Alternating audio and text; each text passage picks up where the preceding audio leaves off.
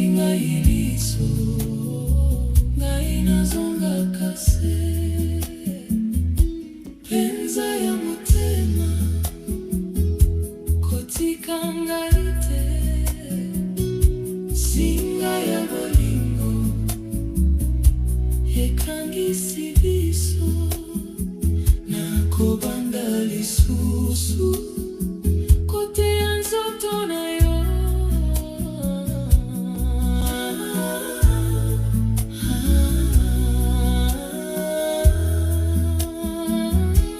Penza ya motema tika ngai nalobaka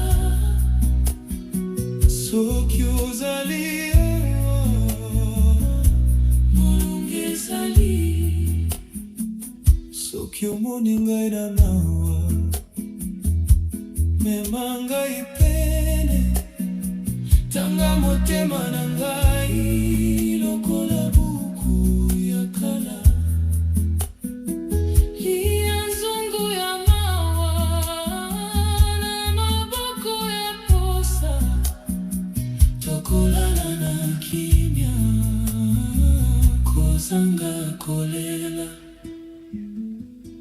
penza ya motema kotika ngai te singa ya bolingo ekangisi biso nakobanda lisusu kote ya nzoto na yo.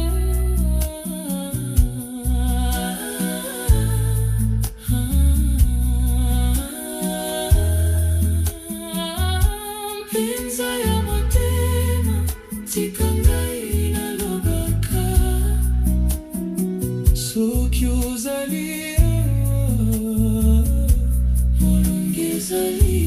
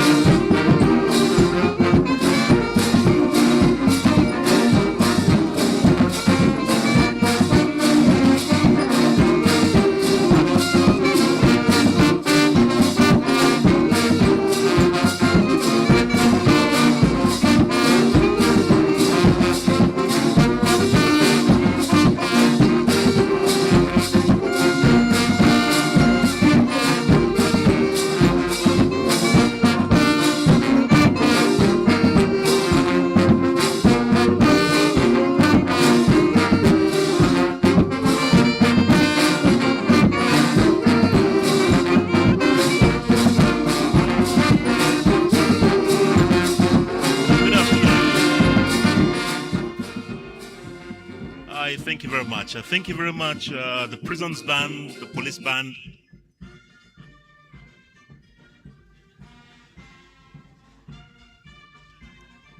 A very good afternoon to all our members of parliament, all our distinguished guests from the different ministries, departments, and agencies of government, and all our other guests.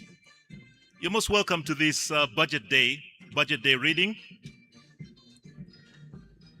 And I'm happy to inform you that in a few minutes, we expect to see the man of the hour, the Minister of Finance, who should shortly be joining us with a briefcase that has the estimates of the budget for the year 2026-2027.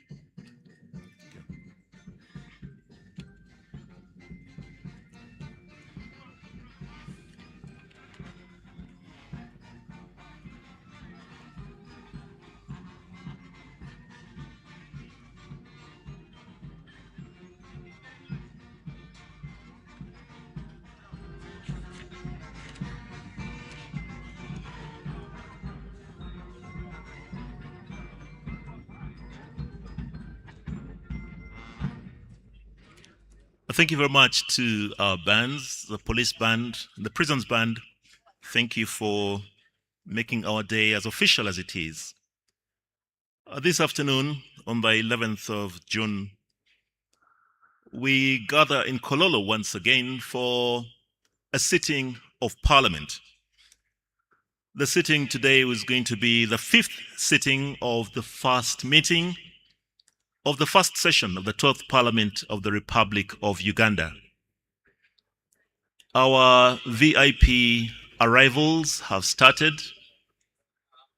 Our main persons, of course, are the members of Parliament. Members of Parliament have come in and would like to advise you at this point that you are expected to register. We shall keep reminding you. We have a registration table in the corner. And to ensure that your names appear as having attended this sitting of Parliament, please ensure that you register. Otherwise, once the House is fully constituted, we shall be under the direction of the Right Honourable Speaker, and he's likely to take us through the order paper. But allow me to remind you about what we expect today. In our order paper today, we shall start with anthems. Of course, the Uganda anthem, followed by the East African anthem. Thereafter, we shall have the administration of oaths. We have got a few ex-official members, persons that were appointed ministers from outside Parliament, and those ones shall take their oaths before Parliament. Before we proceed with the prayers of the House, a proclamation by the Right Honourable Speaker. And just to remind you, this is the proclamation that enables us to sit here in Kololo as the precincts of Parliament.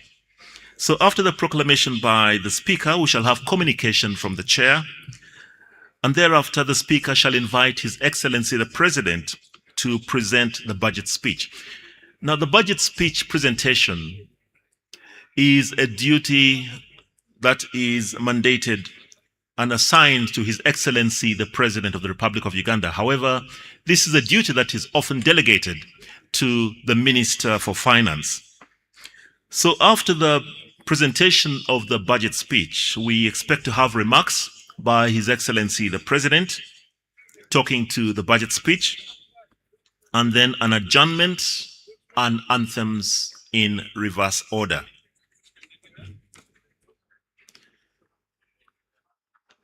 Now today, 11th of June, is just one of the key dates, statutory dates, and this order of the budget actually starts much earlier than today. We had the first budget called circular that was presented in September 2025. Then the main statutory dates are the 31st of December, by which time the minister should have submitted the National Budget Framework Paper to Parliament. This is something often referred to as the BFP. So by the 31st of December, this should have been submitted. Thereafter, by the 1st of April, the minister should have submitted the annual budget estimates, including the ministerial policy statement, to Parliament. The budget itself should be passed by the 31st of May. And then the reading of the budget should be before the 15th of June, and it's often on a Thursday at a time, 2 p.m., agreed to by the East African member states. So this afternoon, we expect to have the minister coming to present a budget speech and the annual revenue and expenditure proposals to the nation.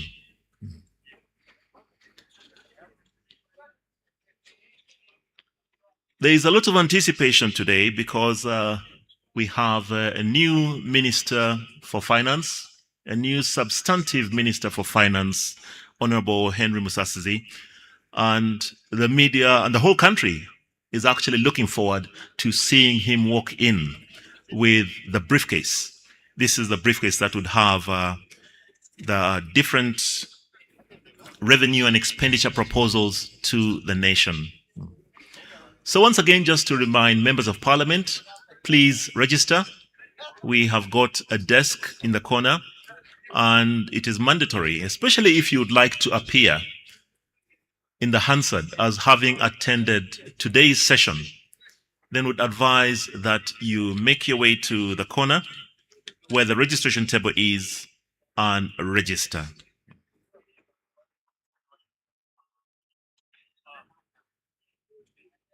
Now, once His Excellency comes in a little later, similar to what we had a week ago, His Excellency shall walk through the street guard mounted by the Uganda Police Force before he's ushered to his sitting area where he will sign a visitor's book, and then we shall proceed with the order paper as I had just read out.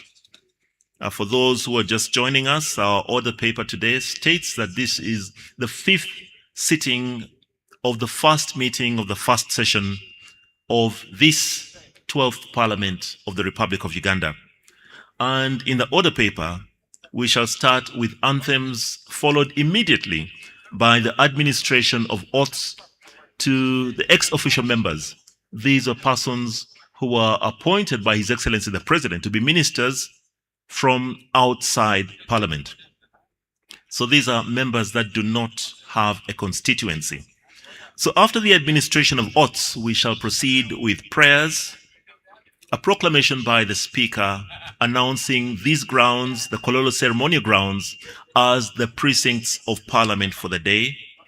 Thereafter, communication from the Chair and an invitation to His Excellency the President to present the budget speech. Now, His Excellency shall present this speech, and this is a duty that is often delegated to the Minister for Finance, after which we shall have remarks by His Excellency on this budget speech and an adjournment followed by anthems in reverse order. I can tell now that we have been joined by the leader of government business, that is the Prime Minister, the Right Honorable Prime Minister of the Republic of Uganda has just walked in. So this is an indication that House is almost fully complete. Shortly also we shall be joined by the Right Honorables, the Deputy Speaker and the Speaker of Parliament to lead the House.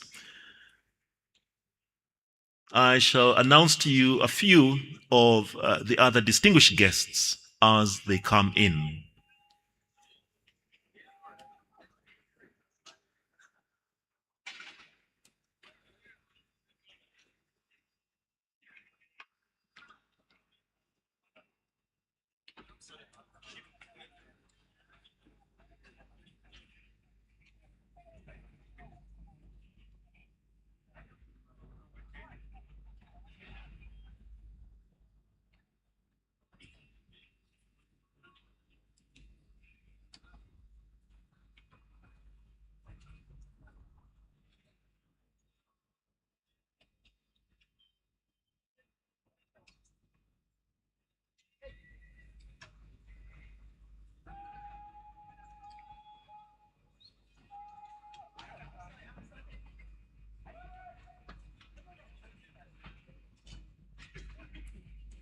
The lull that you just experienced was an indication of a very important arrival. I can see that we have been joined by Her Excellency, the Vice President of the Republic of Uganda.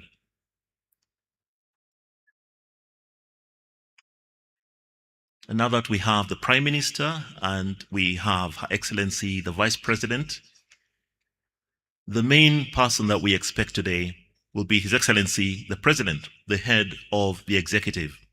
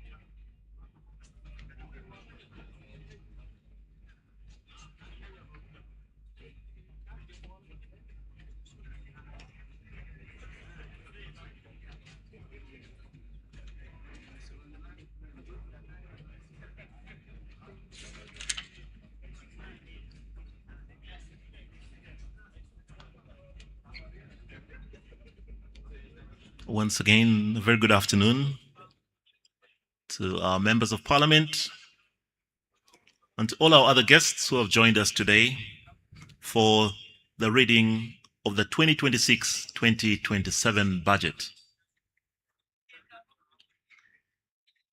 We're gathered at the Kololo ceremonial grounds that in a few minutes will be proclaimed as the precincts of parliament. And even as it is proclaimed as parliament, we ask for our partners, especially the media, to ensure that they do not broadcast from inside the house, because those will be proclaimed as special grounds as parliament. Even as we prepare for all our different guests, we are just being joined by the Honorable Henry Musasizi, the Minister for Finance, carrying the traditional ceremonial briefcase. The briefcase that contains the budget estimates for the year 2026-2027. There's a lot of excitement because this is the first time that he's going to be reading the budget speech on behalf of His Excellency the President here in Kololo.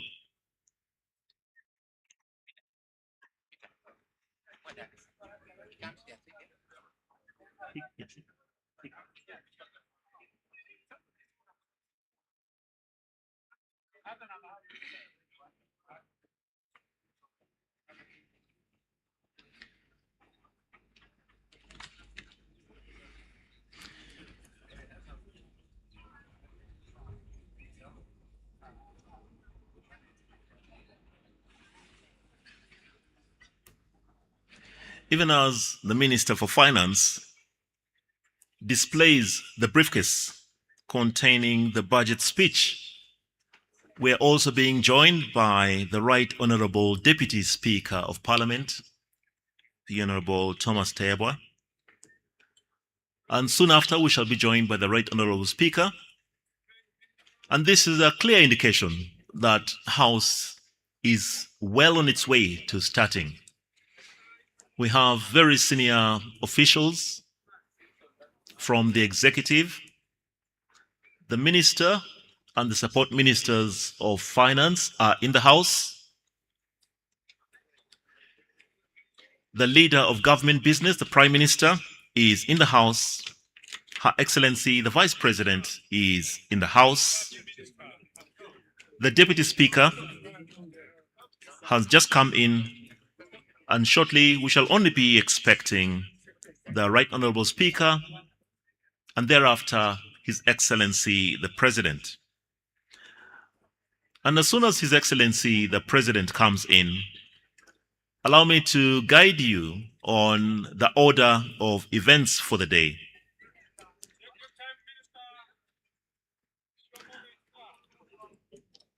The excitement is over the arrival of the Minister for Finance, the Honorable Henry Musasizi, carrying the briefcase that contains the budget speech by His Excellency the President of the Republic of Uganda.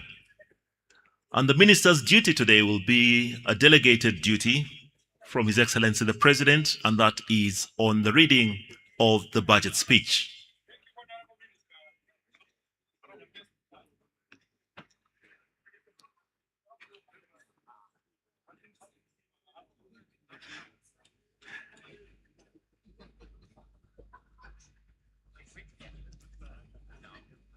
So the minister is allowed to go and take his seat now. He's going to be seated in the House. So he is being ushered to meet the senior officials of Parliament, to meet the Clerk to Parliament, to meet the Deputy Speaker of Parliament. And thereafter, we'll have a brief tete-a-tete with the Right Honourable Speaker before he comes to take his seat at the table in Parliament. Just a reminder that today, the 11th of June, 2026, we are in Kololo gathered for the reading of the budget. And this session is the fifth sitting of the first meeting of the first session of the 12th Parliament of Uganda. The reading of the budget is a duty that is mandated for the President, His Excellency the President. Every year after the opening of Parliament, His Excellency is supposed to deliver to Parliament a budget speech on the different estimates, especially laid forward by the legislative agenda and the plans that government has set out for the financial year 2026-2027. There are other key dates that have been followed to the letter. And for persons who are just getting to learn about the budget process, I'll just allow me to take you through them. We had the first budget call circular that was presented in September of last year. These were the very first estimates that government provided on the budget ceilings that the different ministries, departments, and agencies were expected to subscribe to in preparation for the presentation today of the budget. The statutory dates include the submission of the National Budget Framework Paper, or the BFP, that was presented on the 31st, or is supposed to be presented before the 31st of December every year. Another statutory date is the 1st of April, and that is the deadline for the minister to submit the annual budget estimates, including, of course, the ministerial policy statement, or the MPS, to Parliament. The 31st of May is ordinarily when the budget must be passed by Parliament. And these are some of the changes that took place and are enshrined in the Public Finance Management Act, CAP 171, that clearly states the dates by which several actions in preparation for the budget are supposed to be adhered to. So today, 11th of June, is a date that is agreed amongst the member states of the East African Community for the presentation of the budget. This budget is supposed to be presented before the 15th of June, and ordinarily on a Thursday afternoon. So today, 11th of June, in the different member states, the budget speeches will be read by the different ministers of finance.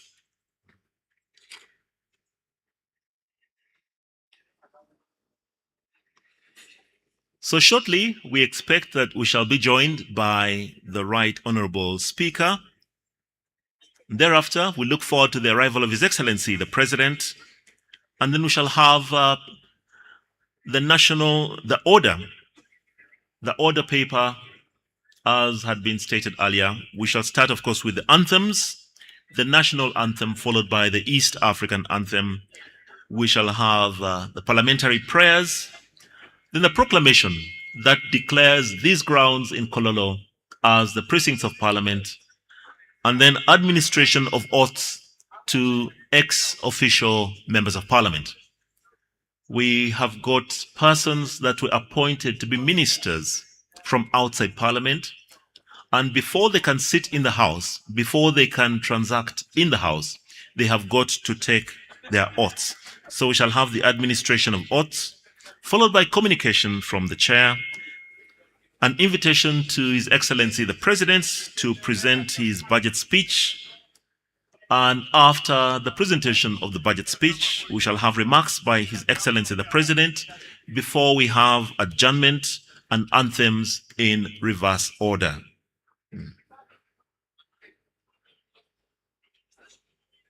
I shall keep updating you as and when events occur here in Kololo. But I shall also keep reminding our members of Parliament, especially those who have just walked in, that you are expected to register, and we have got a registration desk in the corner. So we advise that while you can, before the Speaker comes in and before His Excellency the President comes in, you make some time to make sure that you are registered. Thank you very much. Let me invite the police or the prisons band to give us some light entertainment.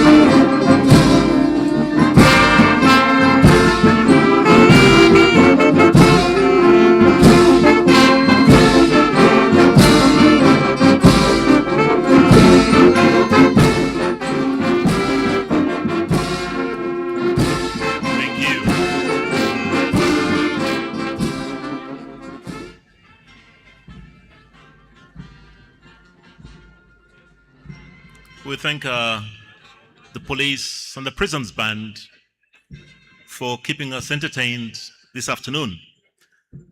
I'm sure many of you can see a lot of activity taking place now. We have been joined by the Right Honorable Speaker of Parliament,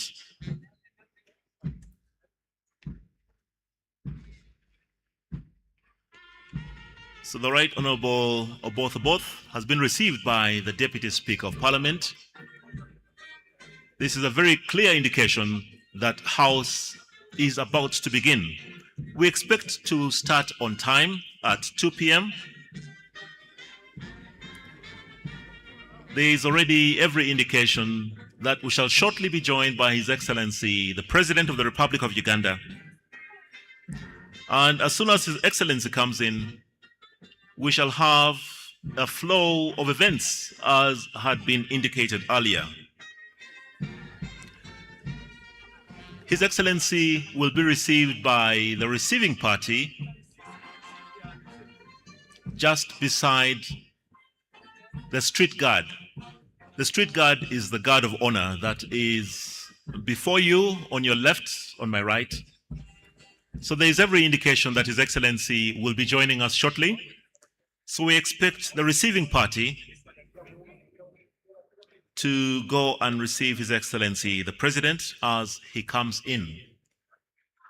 Soon after he is received, we shall start our activities of the day with the anthems, the national anthem, followed by the East African anthem, then the traditional prayers of Parliament, and a proclamation by the Right Honorable Speaker of the Parliament of Uganda declaring Kololo ceremonial grounds as the precincts of Parliament. Thereafter, we shall have administration of oaths to some ex-official members of Parliament. Now, the convoy of His Excellency the President is making its way into Kololo ceremonial grounds even as we speak. And the receiving party is also forming just beside the street guard. The street guard is a guard of honor, and this one is mounted by officers and men of the Uganda Police Force. Now, His Excellency shall walk through the street guard to be received by the receiving party led by the Right Honorable Speaker, the Deputy Speaker, the Clerk to Parliament, senior officials, as well as the service chiefs. So the service chiefs have joined the receiving party and they are now ready to receive His Excellency the President.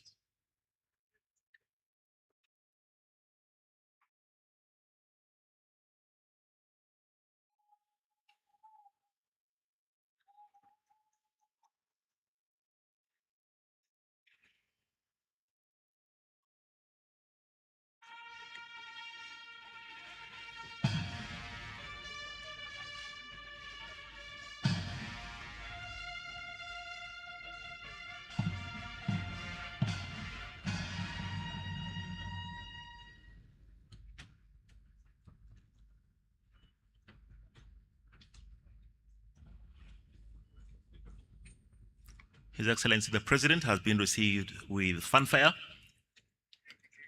by the Uganda Police Band and is now making his way to the receiving party led by the Right Honorable Speaker of Parliament before he's ushered to his sitting area.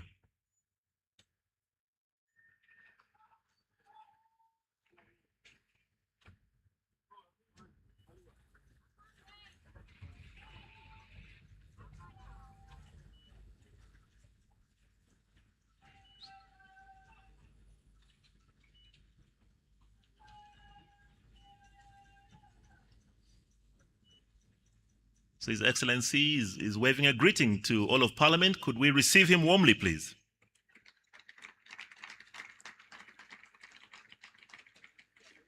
So His Excellency the President is now being ushered to his tent where he shall sign the visitor's book. And even then, the procession of the Speaker will form and House shall start in a few minutes.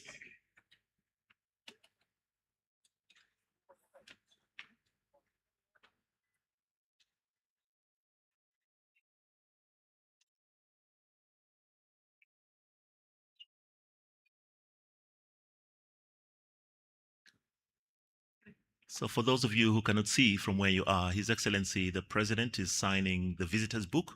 It's traditional that every time Parliament hosts a guest at the level of His Excellency the President, they will sign in the visitor's book. Now this is a very special day for the presentation of the budget, not only in Uganda, but across the East African states.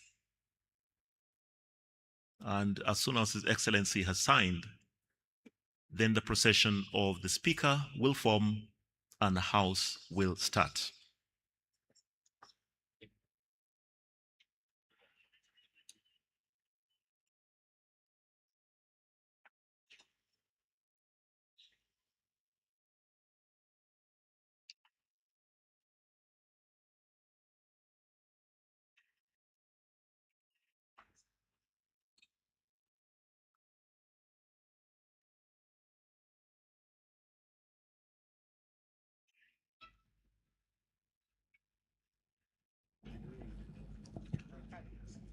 Could you please rise to your feet as we prepare for the procession of the Speaker and the different items on our order paper. Thank you.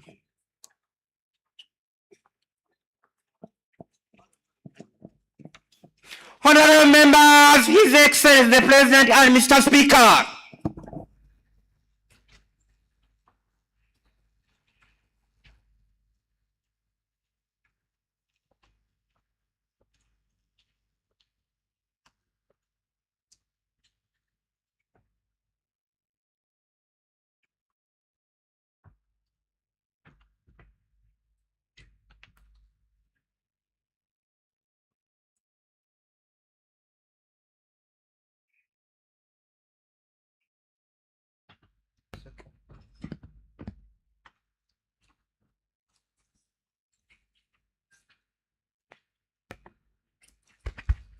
The anthems.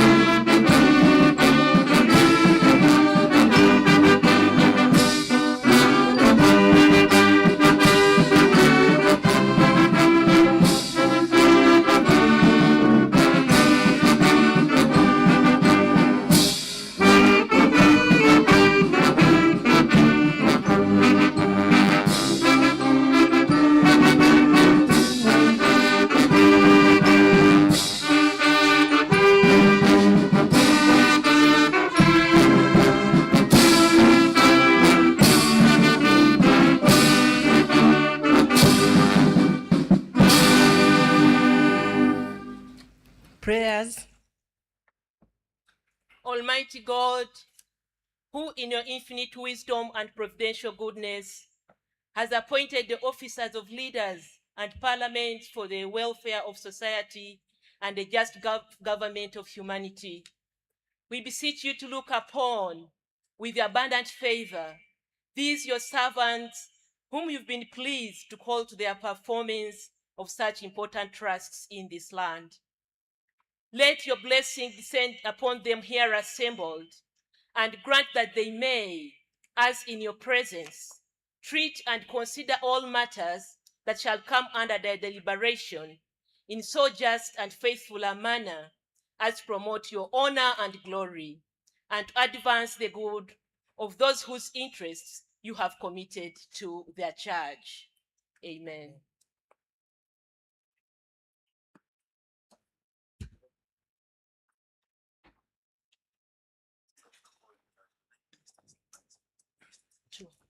Proclamation.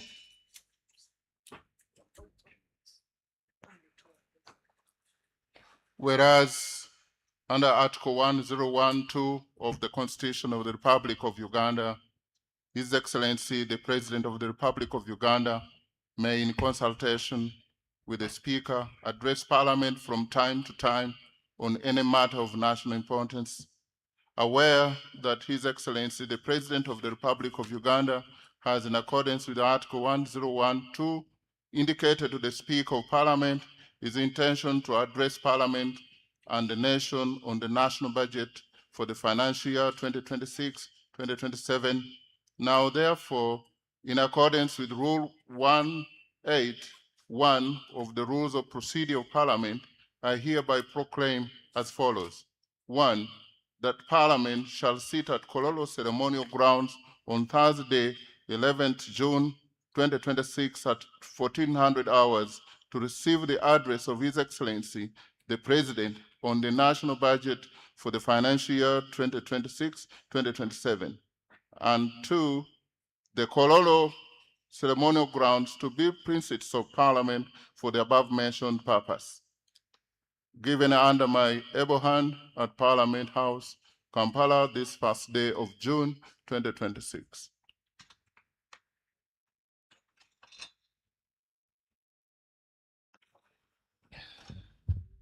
Administration of oaths.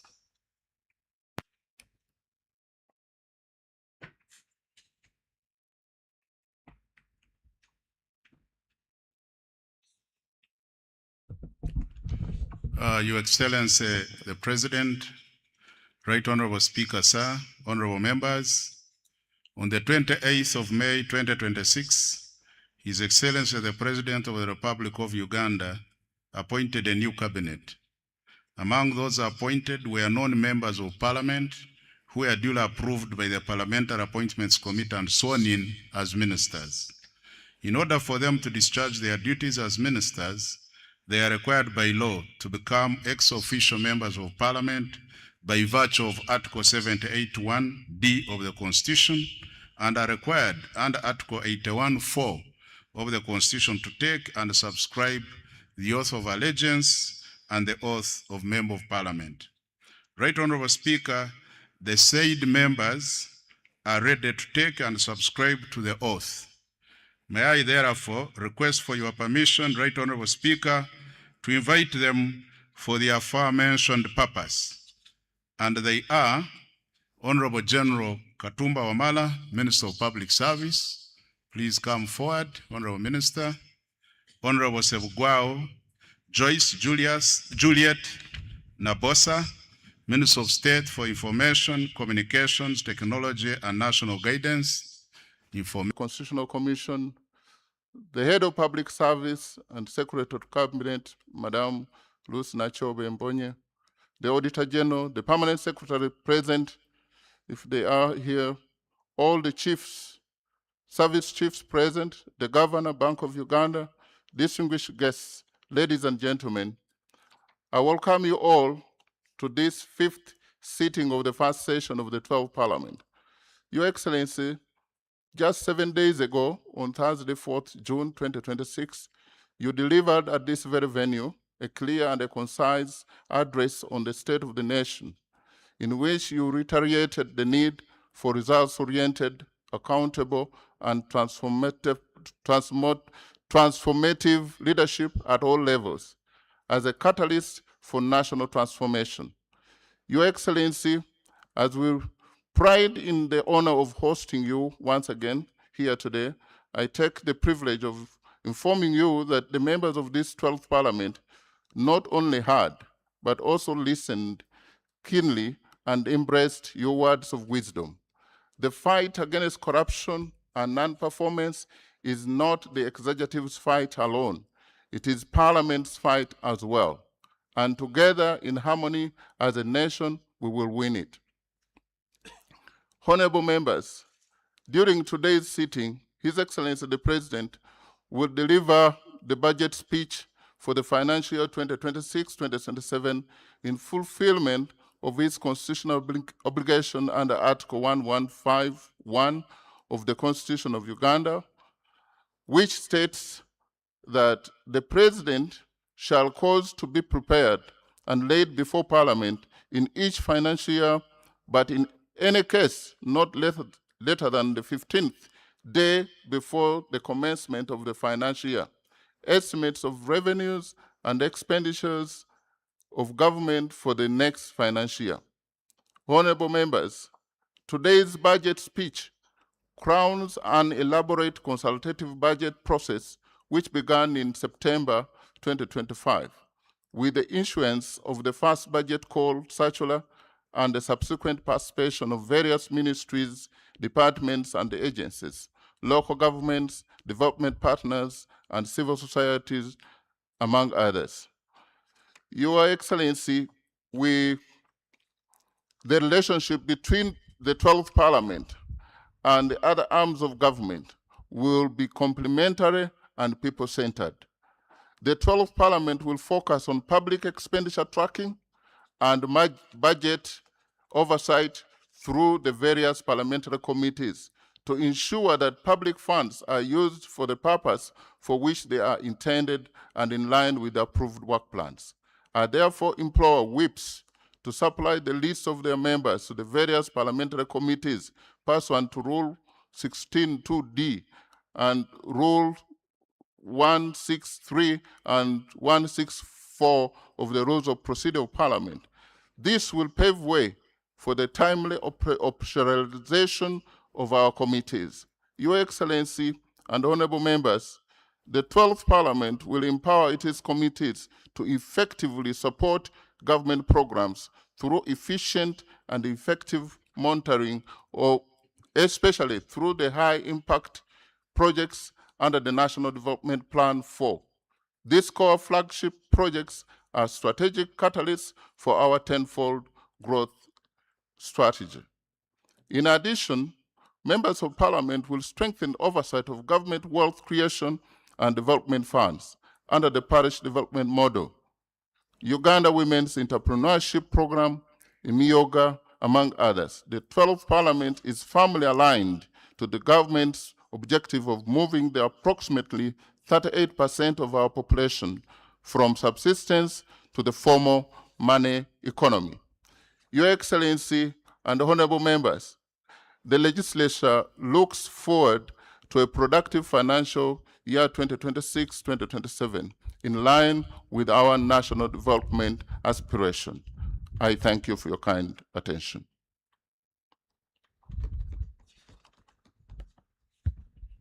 Item number 6, presentation of the budget speech. Honorable members, as it is the practice, the Minister of Finance, Planning and Economic Development will deliver the budget speech on behalf of His Excellency the President, after which the President will make additional remarks. I now invite the Minister of Finance, Planning and Economic Development to deliver the budget speech.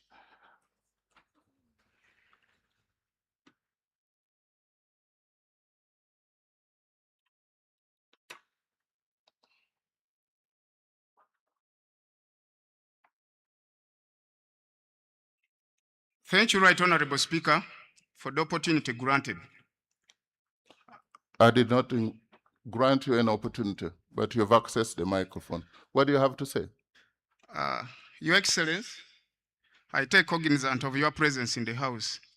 Right Honorable Speaker, my procedure matter rise under Rule 11, Sub-Rule 5, and the Rule 26, Sub-Rule 2 of our Rules of Procedure.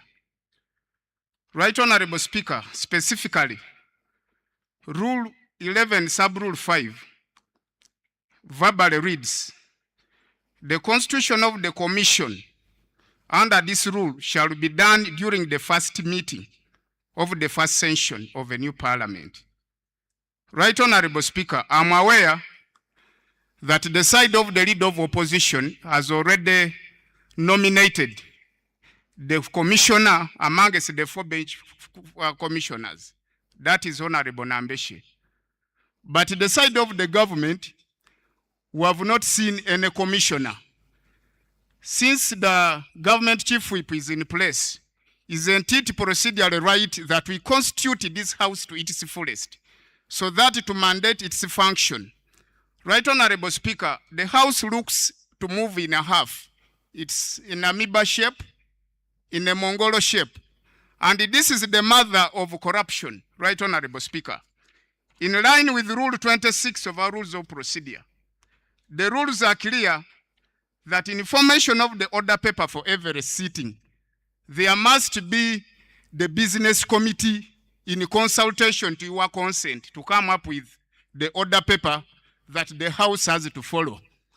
I'm wondering, Right Honorable Speaker, if it's not risky on your side, determining the entire task of the business committee just on your shoulder. And the members, if we move the House in such a manner, I don't know whether we shall be respecting our own rules. Right Honorable Speaker, it is to my humble prayer and request in line with the procedural matter raised that the entire businesses this House has heard be rendered null and void, and we constitute the House to its fullest to carry on its function as mandated in law. Thank you, Right Honorable Speaker. I want to thank you, Honorable Member from Bale. We all now know that he's a second-year law student. He's very, very vigilant. And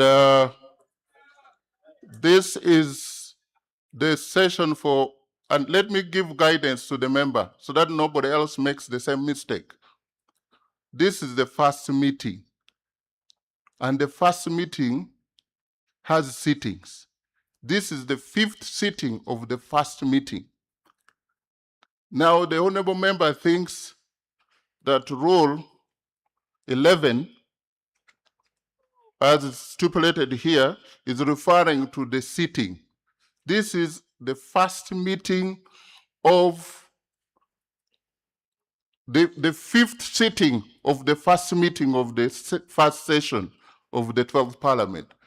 We need induction clerk very quickly and urgently to help members know the difference between a sitting and a meeting of Parliament.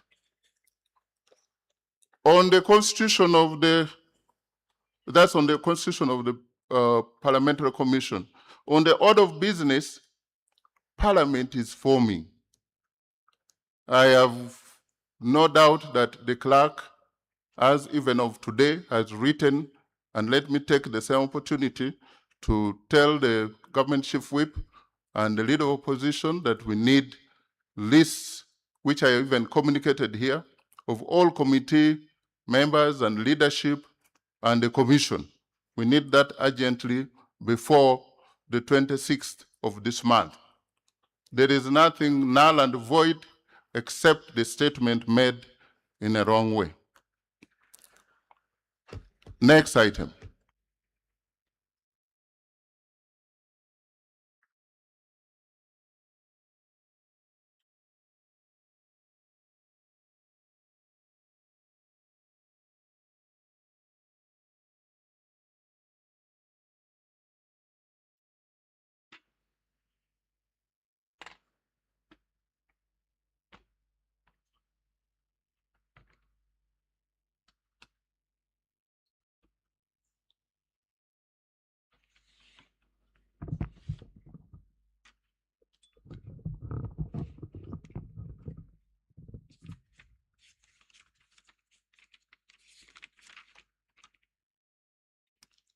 Your Excellency, the President of the Republic of Uganda, Your Excellency, the Vice President of the Republic of Uganda, the Right Honorable Speaker of Parliament of Uganda, Your Lordship, the Chief Justice, the Right Honorable Deputy Speaker of Parliament, Your Lordship, the Deputy Chief Justice, the Vice Chairman of the NRM Party, the Right Honorable Prime Minister, the Right Honorable Deputy Prime Ministers, Honorable Ministers and Ministers of State, Your Excellencies, the heads of diplomatic missions, Honorable Members of Parliament, former leaders, traditional leaders, religious leaders,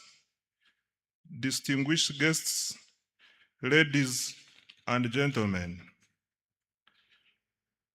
Mr. Speaker, sir, in accordance with Article 155 of the Constitution of the Republic of Uganda and the Public Finance Management Act, Cap 171, and on behalf of His Excellency the President, I present to Parliament and the people of Uganda the national budget for financial year 2026-2027 as approved by this Parliament. In this speech, I will, number one, present the recent performance of the economy and the outlook for the year ahead.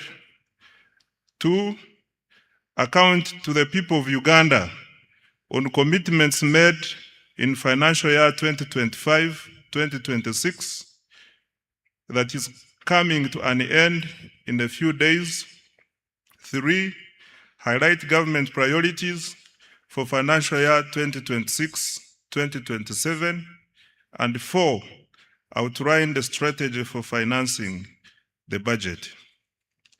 Right Honorable Speaker, allow me to begin by congratulating His Excellency the President and the National Resistance Movement upon the resounding victory in the recently concluded general elections. In addition, I congratulate His Excellency the President upon assuming chairmanship of the East African Community. This is in recognition of his exemplary leadership and passion for advancing regional integration and Pan-Africanism. I also congratulate Her Excellency the Vice President, Right Honorable Speaker, Right Honorable Deputy Speaker, Right Honorable Prime Minister,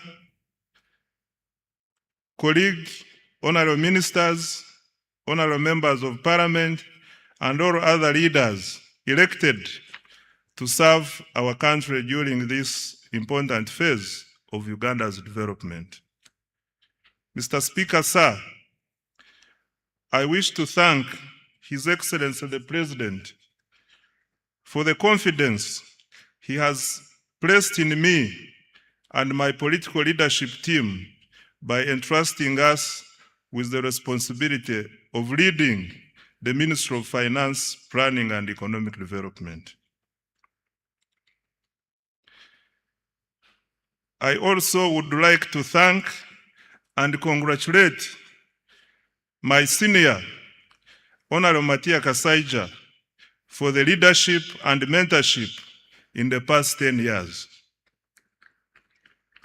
Your Excellency, we accept this responsibility with humility, determination, and a clear understanding of the task before us.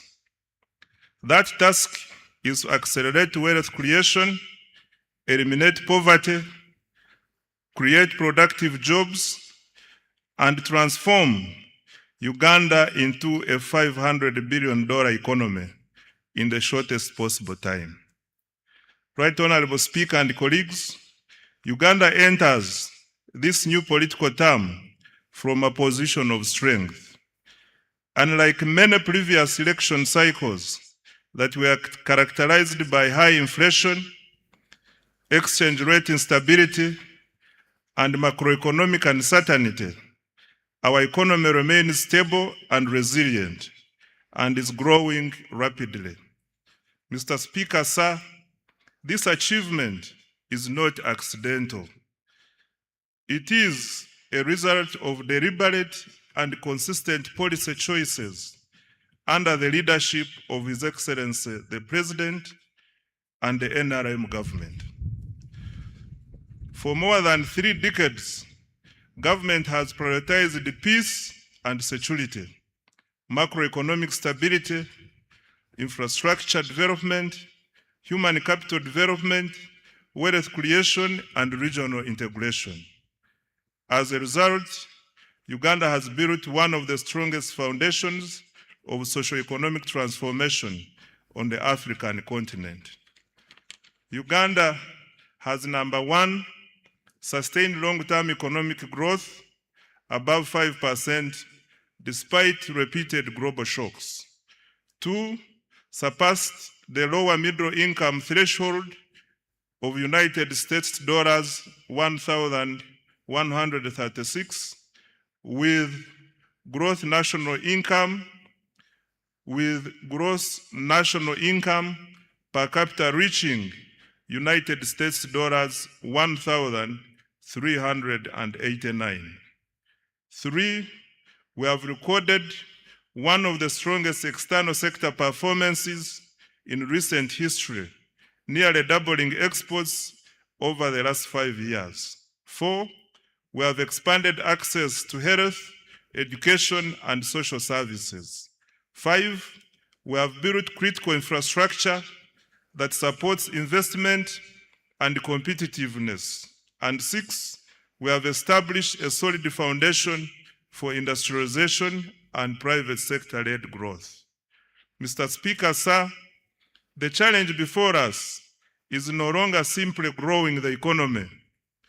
The challenge is ensuring that growth translates into jobs, household incomes, enterprise development, and prosperity for every Ugandan. That is the essence of full monetization, as His Excellency the President has consistently emphasized.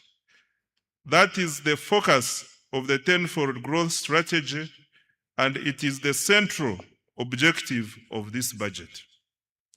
Mr. Speaker, sir, financial year 2026-2027 marks the commencement of the implementation of the NRM manifesto. It is also the second year of implementing the 4th National Development Plan, the first plan specifically designed to deliver the tenfold growth strategy. Mr. Speaker, sir, and honorable colleagues, in the spirit of protecting the gains, we have maintained the financial year 2026-2027 budget theme as full monetization of Uganda's economy through commercial agriculture, industrialization, expanding and broadening services, digital transformation, and market access.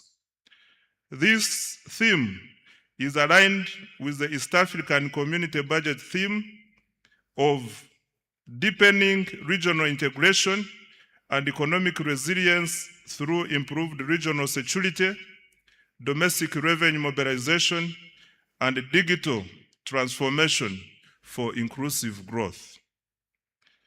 I now come to the recent economic performance and outlook. Mr. Speaker, sir, despite geopolitical tensions, global trade disruptions, and continued uncertainty in the world economy, Uganda's economic outlook remains strong and positive. The economy is stable, growth is accelerating, inflation is low, the exchange rate is stable, exports are rising, investment is increasing, and confidence in Uganda's future remains strong. Mr. Speaker, sir, Uganda's economy continues to demonstrate remarkable resilience and dynamism.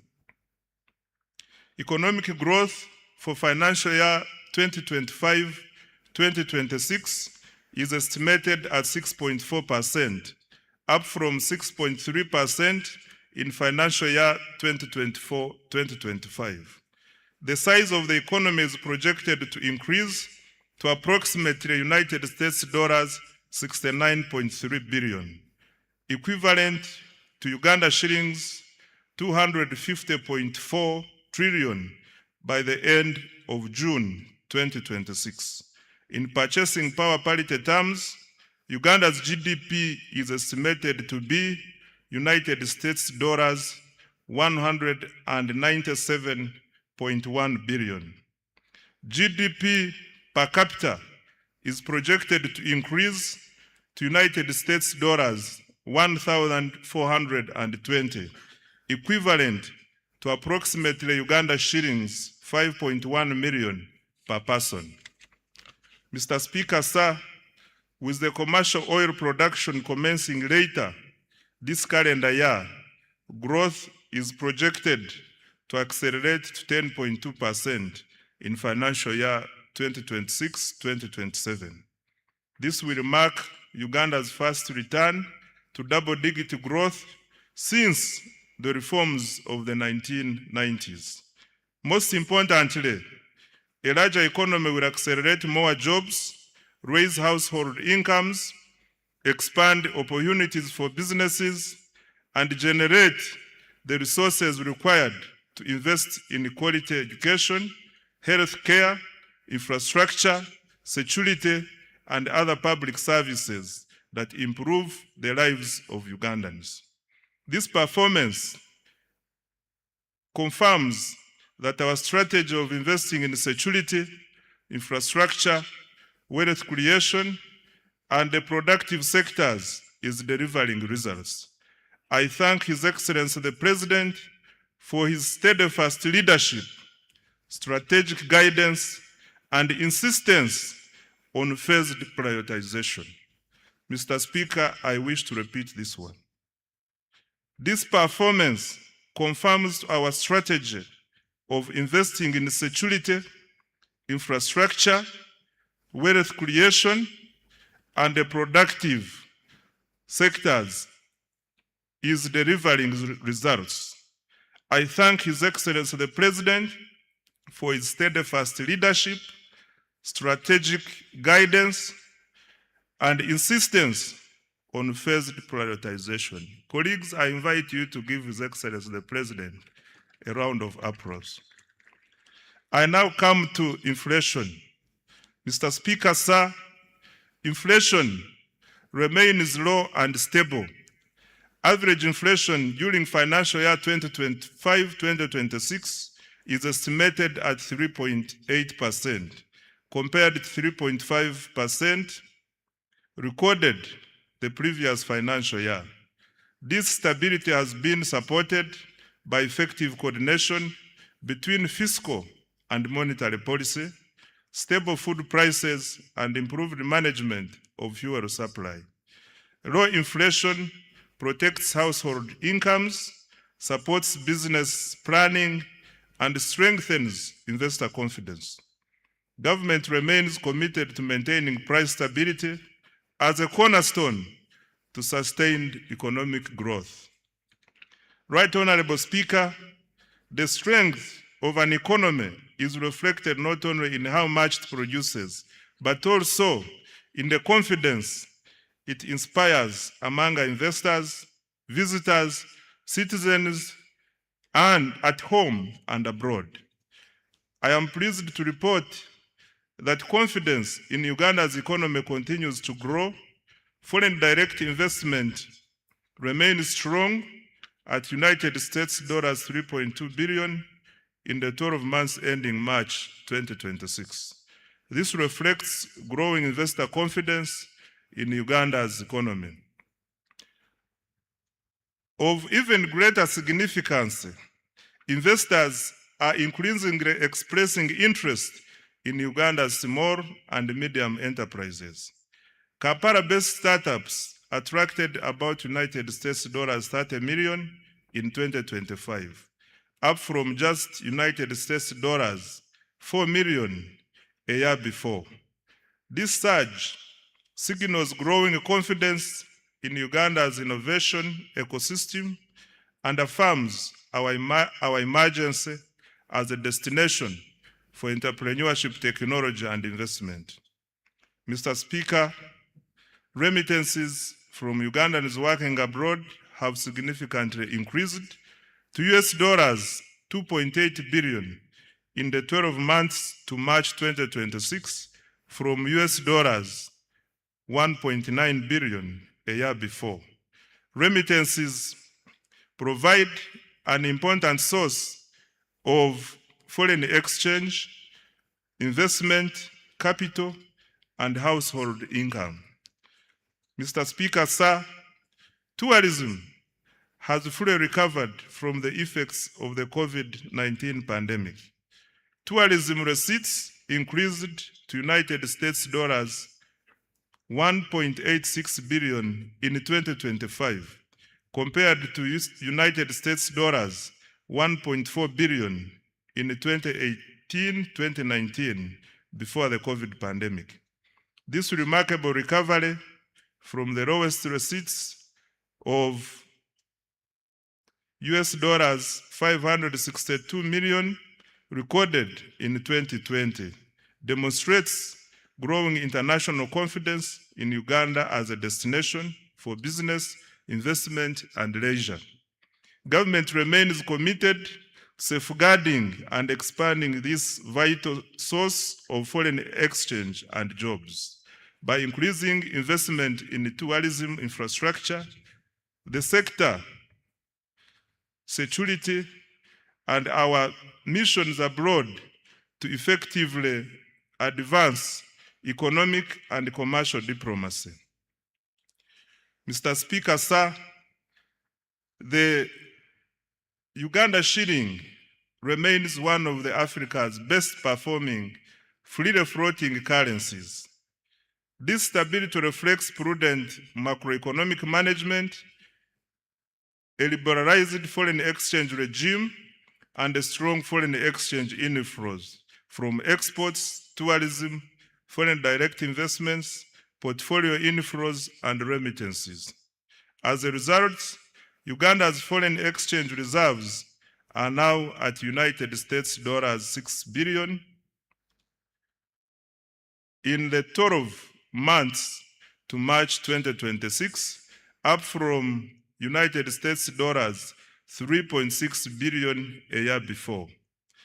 Government's decision to directly import petroleum products through the Uganda National Oil Company, UNOC, has further strengthened supply stability and reduced speculative pressures in the foreign exchange market. We expect the exchange rate to remain broadly stable despite ongoing global uncertainties. On the external sector, Right Honorable Speaker, Uganda's export performance has been exceptional. Over the last 5 years, exports of goods and services have increased by approximately 204%. Total exports earnings reached US dollars 18.04 billion in the 12 months to March 2026, from US dollars 5.93 billion in the 12 months to March 2022. The leading exports include gold, coffee, cocoa, fish products, steel products, sugar, and a growing range of manufactured goods. Our coffee exports reached USD 2.46 billion for the year ending March 2026, up from USD 1.84 billion a year before. Uganda's exports mainly go to the Middle East, which accounts for US dollars 6.3 billion. Africa accounts for US dollars 4.1 billion. Asia accounts for US dollars 2.0 billion, and the European Union accounts for 2.5 billion US dollars, and the rest of the world accounts for 3.1 billion. This success reflects the deliberate government policy focused on industrialization, value addition, export promotion, and market access. The exports are not merely a trade statistic. They are the engine of Uganda's transformation. They generate foreign exchange, they create jobs, they support enterprise growth, and they strengthen economic resilience. As a result of strong export performance, remittances, and investment inflows, Uganda recorded a balance of payment surplus of United States dollars 2.47 billion, 12 months to March 2026, the highest in 15 years. On employment creation, Right Honorable Speaker, the ultimate test of economic policy is whether it improves the livelihoods of our people through productive employment. Uganda's economy is gradually undergoing structural transformation. The services sector now accounts for 50.5% of total employment, up from 47% previously, while the share of employment to agriculture has declined from 40% to 37.1%. On the other hand, industry accounts for approximately 12.4% of total employment.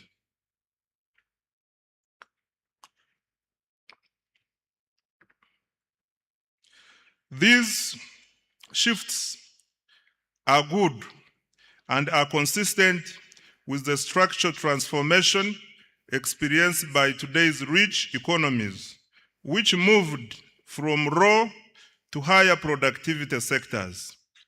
Mr. Speaker, sir, the capacity of our economy to generate formal employment continues to improve. Employment in private formal establishments has increased by 245%, from approximately 672,300 workers in financial year 2016-2017 to over 2,319,683 workers in financial year 2024-2025. This is in addition to the 503,738 public sector jobs and 10,513,14 informal jobs reported in April 2026.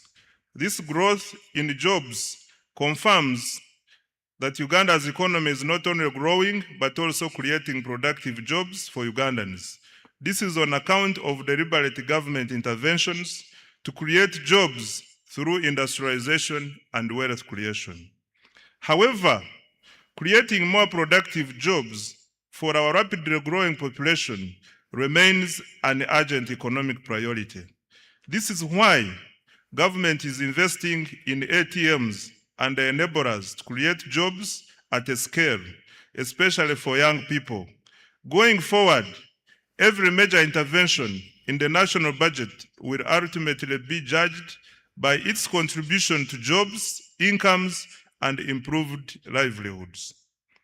On fiscal performance, Mr. Speaker, sir, government's capacity to finance its development agenda using domestic resources continues to strengthen. This financial year, domestic revenue collections are projected at Uganda shillings 35.7 trillion, compared to Uganda shillings 32.3 trillion collected the previous financial year.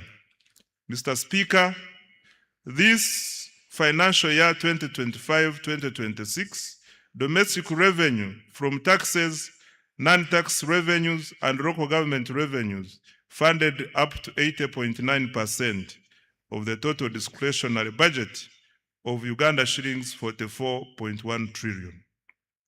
The discretionary budget includes all funds allocated to implementing programs excluding debt and other government obligations. This represents significant progress towards fiscal self-reliance and reduced dependence on external financing. Mr. Speaker, sir, increasing domestic revenue is not merely a fiscal objective. It is a sovereignty objective. A country that finances its development from its own resources enjoys greater policy independence, resilience, and sustainability. Therefore, government will continue to strengthen domestic revenue in line with the domestic revenue mobilization strategy, while preserving incentives for investment, production, and enterprise growth. In financial year 2026-2027, domestic revenue is projected to increase to Uganda shillings 45.6 trillion from Uganda shillings 35.7 trillion in financial year 2025-2026, equivalent to 15.9% of GDP. The additional resources will support investments in the wealth creation, ATMs, and their enablers. I now come to public debt, Right Honorable Speaker. Mr. Speaker, as of December 2025, Uganda's total public debt stood at United States dollars 34.86 billion, equivalent to approximately Uganda shillings 126.19 trillion. Of this, external debt amounted to US dollars 15.84 billion, while domestic debt was United States dollars 19.02 billion. This translates into a debt to GDP ratio of approximately 53.0%. Mr. Speaker, public debt should always be assessed alongside the assets it finances and the economic returns it generates. Over the past 10 years, Uganda's debt has financed strategic investments that are transforming the productive capacity of our economy. These investments include, number one, integrated transport infrastructure, which accounts for 31.1% of the debt. Number two, electricity infrastructure, which accounts for 19.3%. Three, water infrastructure, which accounts for 10.3%. Four, agro-industrialization, which accounts for 9.2%. Five, education and health, which accounts for 7.7%. Six, housing and urban development, which accounts for 6.3%. Seven, industrial parks and industrial development, which accounts for 2%, and other investments such as national backbone infrastructure to extend internet, STI, and regional development, which accounts for 7.0%. Mr. Speaker, Uganda's public debt remains sustainable and is projected to stay so over the medium and the long term. Accountability for financial year 2025-2026 and priorities for financial year 2026-2027. Mr. Speaker, when the budget for financial year 2025-2026 was presented last year, government made several commitments aimed at accelerating monetization of the economy and implementing the tenfold growth strategy. The budget focused on 3 broad areas, namely, number 1, wealth creation programs, 2, strategic investments in the ATMs, and 3, investment in the key enablers of growth. I am pleased to report that substantial progress has been made in all the 3 areas above. On wealth creation, Mr. Speaker, the foundation of Uganda's economic transformation is ensuring that every Ugandan participates in the money economy. Government, therefore, has continued to invest in programs that expand access to affordable capital, strengthen enterprise development, and increase household incomes. To date, government has invested close to Uganda shillings 11 trillion directly into wealth creation initiatives, targeting households in subsistence economy, farmers, youth, women, and businesses. These interventions are reducing barriers to participation in economic activity while expanding opportunities across the country. Let me highlight what we have done in the flagship wealth creation programs. On parish development model, Mr. Speaker, the parish development model remains government's most important intervention for eliminating subsistence and expanding participation in the money economy. I wish to thank His Excellency the President for his vision and unwavering commitment to this program. PDM is not merely a financing program, it is a structural transformation program. Its objective is to move households from subsistence to commercial production, from survival to enterprise, and from poverty to prosperity. Over the past 5 years, government has transferred Uganda shillings 4.4 trillion to all 10,589 parishes nationwide, and as a revolving capital. Ugandans who were previously outside the money economy are now engaged in money-making enterprises. By the end of this month, PDM funds will have reached over 4 million beneficiaries. The PDM is raising household incomes, improving food security, and creating local economic opportunities for Ugandans who previously relied on subsistence production. Mr. President, thank you for your visionary leadership. The next phase of the PDM will focus on boosting productivity, strengthening value addition, and improving market access for the PDM beneficiaries.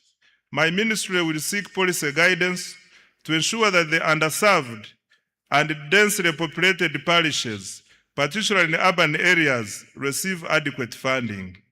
Equally important, we will begin a gradual deliberate transition from government transfers to a self-sustaining financial ecosystem. Ultimately, a PDM bank underpinned by strong repayment performance, governance, and value chain development. I now come to other wealth creation programs. Mr. Speaker, in addition to the PDM, government has continued supporting enterprise development through other wealth funds, namely, 1, Emyoga. Government has capitalized the program with Uganda shillings 760 billion in revolving funds. To date, 7,148 Emyoga circles have been established with over 2.48 million members, and cumulative savings of Uganda shillings 95.3 billion. An additional Uganda shillings 100 billion has been allocated in financial year 2026-2027. Number two, Katale Loan Facility. The government, through the Microfinance Support Center, introduced this wealth fund to expand access to affordable working capital for market vendors and urban informal operators. It is currently piloted in 6 major markets within the Kampala metropolitan area and will be rolled out nationwide in financial year 2026-2027. The piloted markets are St. Balikudembe, commonly known as Owino, Nakawa, Kalerwe, Busega, Nakasero, and Gaba markets. The facility is providing working capital loans at an interest rate of 8% per annum. 3, the Small Business Fund. This fund, initially called the Small Business Recovery Fund, was established in 2021 to help small businesses affected by COVID-19 to recover. The fund has disbursed over Uganda shillings 82.1 billion to more than 4,031 small and medium enterprises. It provides affordable financing of up to Uganda shillings 500 million at a 10% interest rate to formal enterprises employing at least 2 people. 4 is the Agricultural Credit Facility. Government has invested a total of Uganda shillings 371.7 billion in the facility as a co-financing with participating financial institutions. The facility has cumulatively disbursed Uganda shillings 1.35 trillion to more than 14,000 beneficiaries. In financial year 2026-2027, an additional Uganda shillings 47.68 billion has been allocated to further capitalize the facility. 5, large-scale commercial farmers financing scheme. In financial year 2025-2026, Uganda shillings 41 billion was provided for interest payments on behalf of the large-scale farmers cultivating over 50 acres of grain and animal feeds. This support has so far enabled 186 farmers to access a total of Uganda shillings 169.1 billion from government-owned commercial banks. The farmers are expected to repay the principal while government pays the interest on their behalf. An additional 41 billion Uganda shillings has been allocated for financial year 2026-2027. 6, Uganda Development Bank. Government has cumulatively capitalized Uganda Development Bank with shillings 1.6 trillion to provide long-term patient capital to strategic sectors vital for industrialization and value addition. The bank has extended over Uganda shillings 2.45 trillion in financing to more than 600 businesses across agriculture, manufacturing, tourism, construction, and services. An additional Uganda shillings 442.2 billion has been allocated in financial year 2026-2027 to further capitalize Uganda Development Bank. 7, GROW and other women funds. Through the World Bank financed GROW project, Uganda shillings 133.14 billion in soft loans has been extended to 6,584 women-owned businesses to support their transition from informality. This complements Uganda shillings 153.5 billion previously disbursed under the Uganda Women Entrepreneurship Program WEP, which has benefited 244,805 women. 8. Youth empowerment programs. The Youth Livelihood Program has financed 24,859 projects benefiting 275,034 youth at a cost of Uganda shillings 195.4 billion, while 57,849 youth have benefited from the Youth Venture Capital Fund. Number 9 is the revolving fund for the creative artists. Government has provided Uganda shillings 33 billion to establish a revolving fund for musicians and other creatives to promote enterprise growth and job creation. 10. Support to teachers' circles. Government released Uganda shillings 20 billion to private teachers' unions to strengthen teachers' welfare through improved access to affordable credit. This is in addition to the earlier Uganda shillings 25 billion that was provided to Walimu Sacco umbrella structures. Mr. Speaker, sir, these wealth creation interventions have expanded access to affordable capital, strengthened enterprise growth, and created jobs. In financial year 2026-2027, government has allocated an additional Uganda shillings 2.49 trillion in wealth creation programs to accelerate monetization of the economy and expand wealth creation.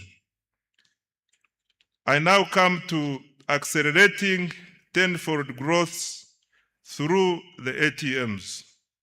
Mr. Speaker, having expanded access to capital through our wealth creation programs, government is now intensifying investment in the sectors that will drive Uganda's next phase of economic transformation.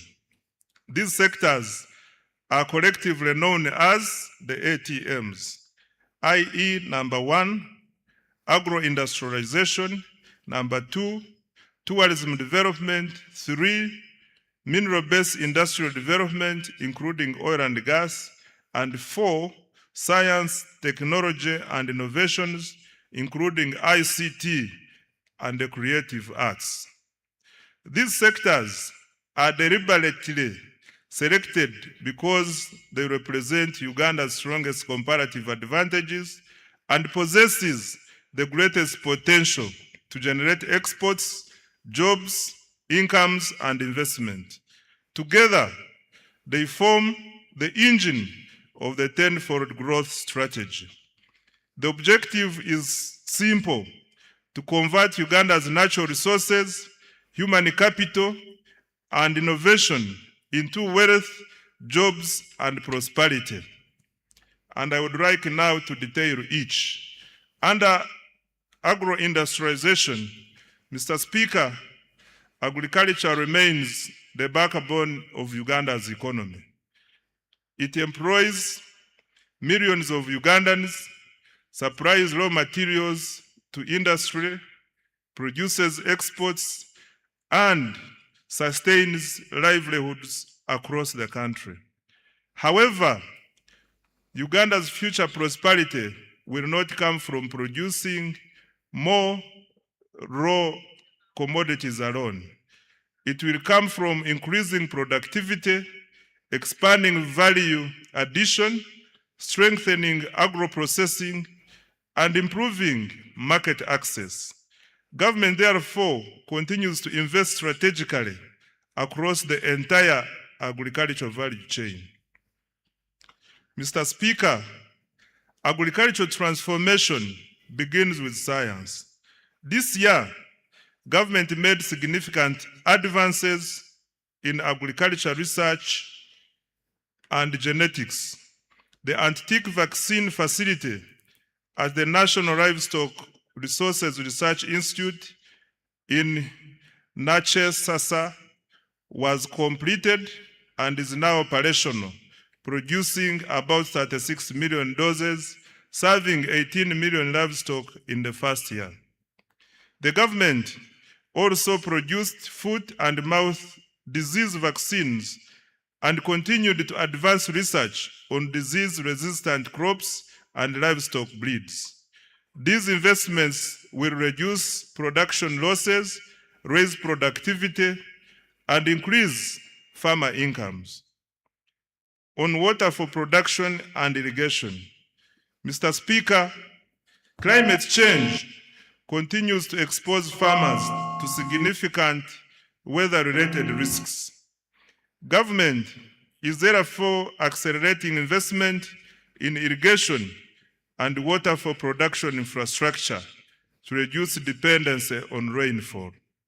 Progress was registered on several major irrigation projects, including Kabuyanda Dam in Isinjiro District, Atali in Buramburi District, Wadelai in Pakwach District, Achomai in Bukedea District, Namaisu in the Bududa District,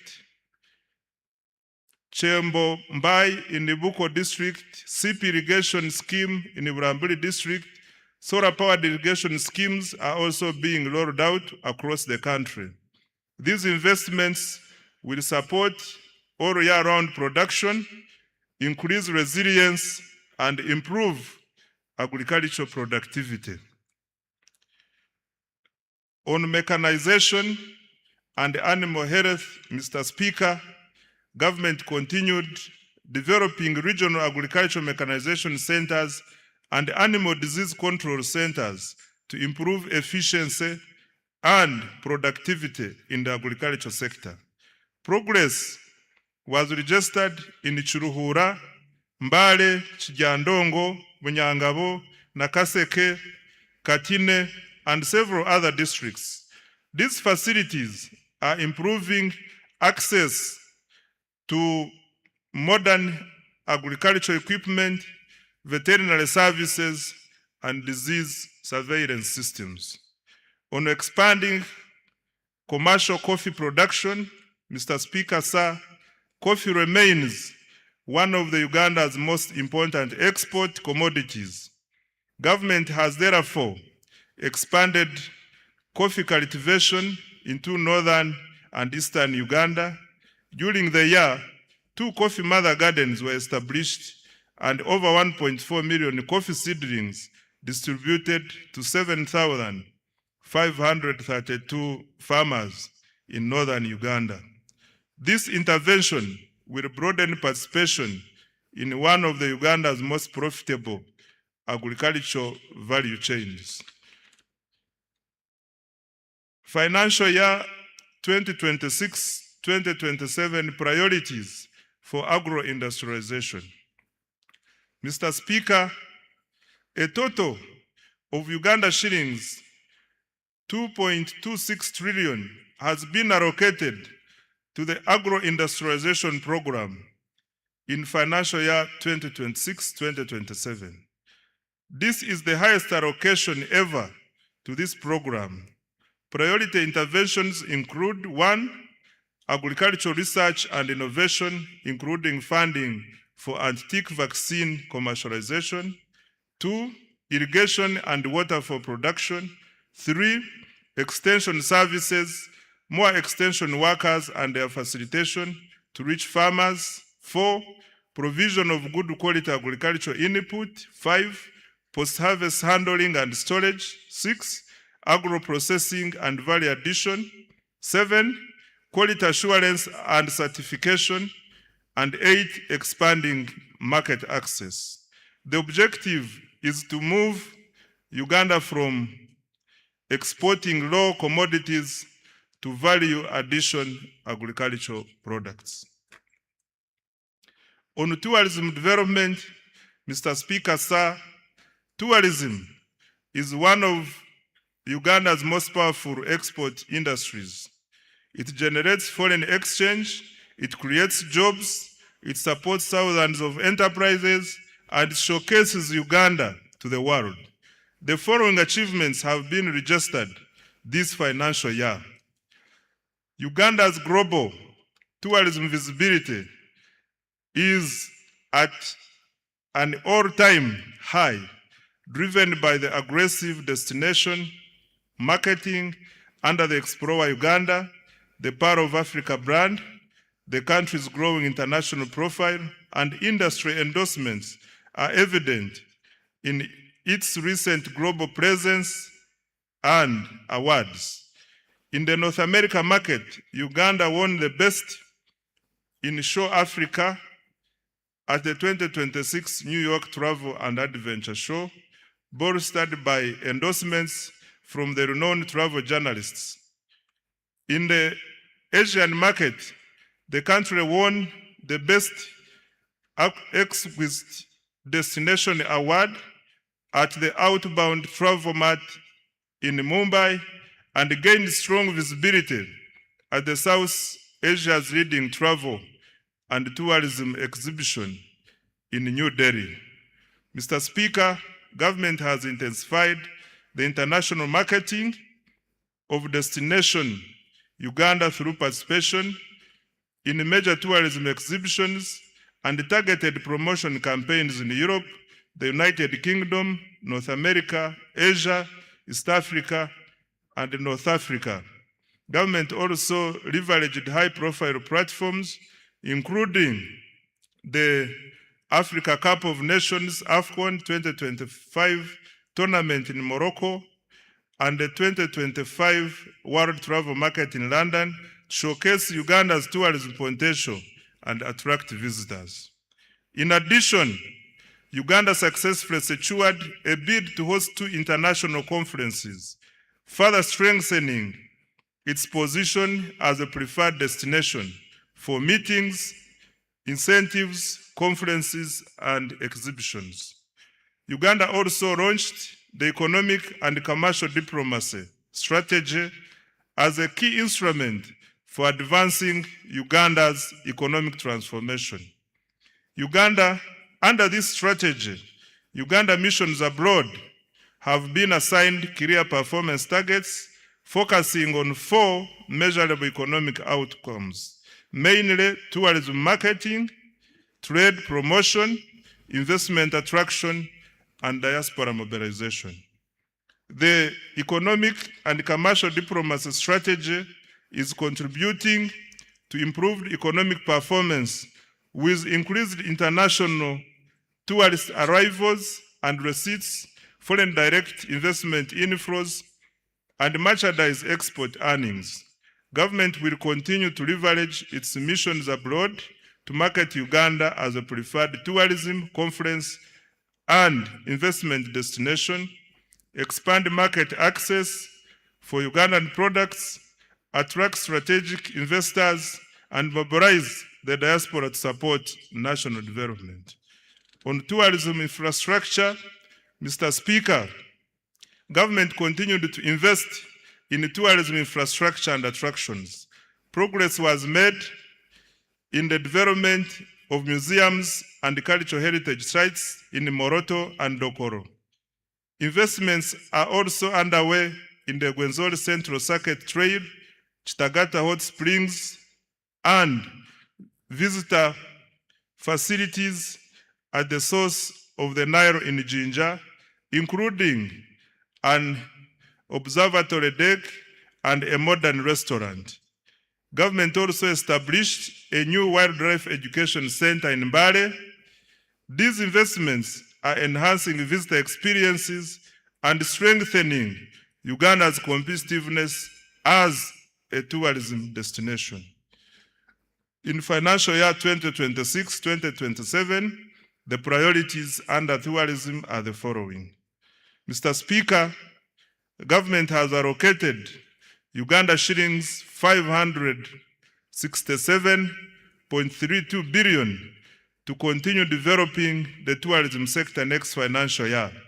The priority interventions will include: 1, branding and marketing of Uganda as a tourism and investment destination; 2, tourism infrastructure development; 3, construction of highway sanitation facilities and tourism site refreshment centers; 4, improving and enforcing hospitality standards and training; 5, conservation and wildlife protection to increase wildlife population across the national parks; 6, health tourism; and 7, economic and commercial diplomacy. I now come to mineral-based industrial development. Mr. Speaker, sir, Uganda is richly endowed with minerals. However, sustainable transformation will come not from extracting minerals, but from processing and adding value to them. Government strategy is therefore to transform mineral wealth into industrial wealth, and the following steps have been taken in that direction. 1, government intensified mineral exploration and quantification. Geochemical surveys for gold were undertaken in Kasanda, Chiboga, and Mubende districts. Exploration confirmed an estimated 300 million tons of iron ore in Kabale, Rubanda, Ruchiga, Kisoro, Kanungu, Chiruhura, and Hoima districts. Surveys of copper prospects were conducted at the Bukusu carbonatite complex, which also has the potential for rare earth elements, as well as at the Boma and the Gwensakara sites. Evaluation of uranium, manganese, lithium, and nickel deposits is also ongoing across the country. Number 2, to add value to Uganda's limestone, a new clinker factory was commissioned in Moroto district to produce inputs for cement production. The factory operates a 6,000 ton per day clinker production line with annual production capacity of 2 million tons of clinker and 3 million tons of cement. The project is expected to save the country up to $260 million annually in clinker imports and create up to 4,000 jobs. Number 3, government continued to make substantial progress towards fast oil. Construction of the East African crude oil pipeline and the central processing facilities is at advanced stage and nearing completion. The Tilenga and Kingfisher upstream development projects also registered significant progress despite logistical challenges arising from the ongoing conflict in the Middle East.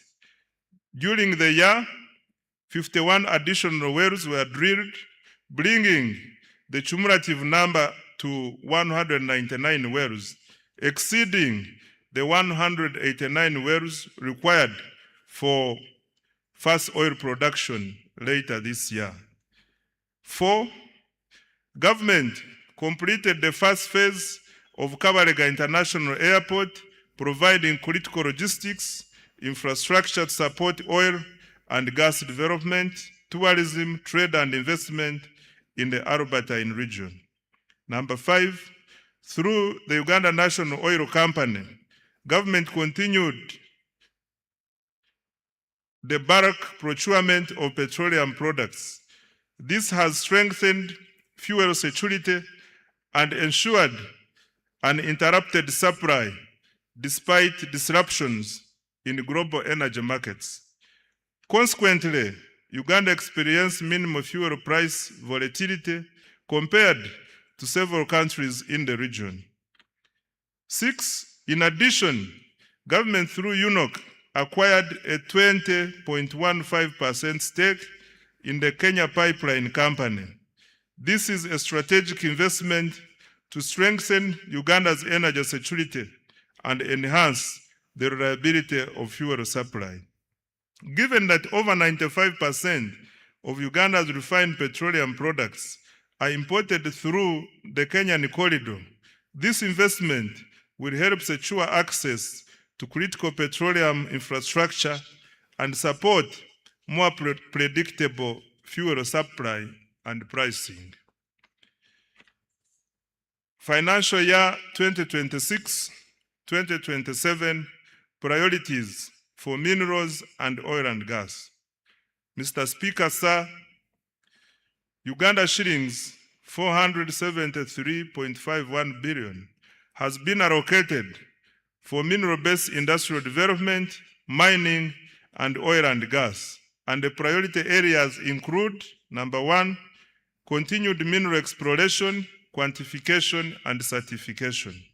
Number two, continued capitalization of the National Mining Company. Three, establishment of the mineral market and buying centers. Four, operationalization of ECOP. And five, development of the oil refinery. I now come to science, technology, and innovations.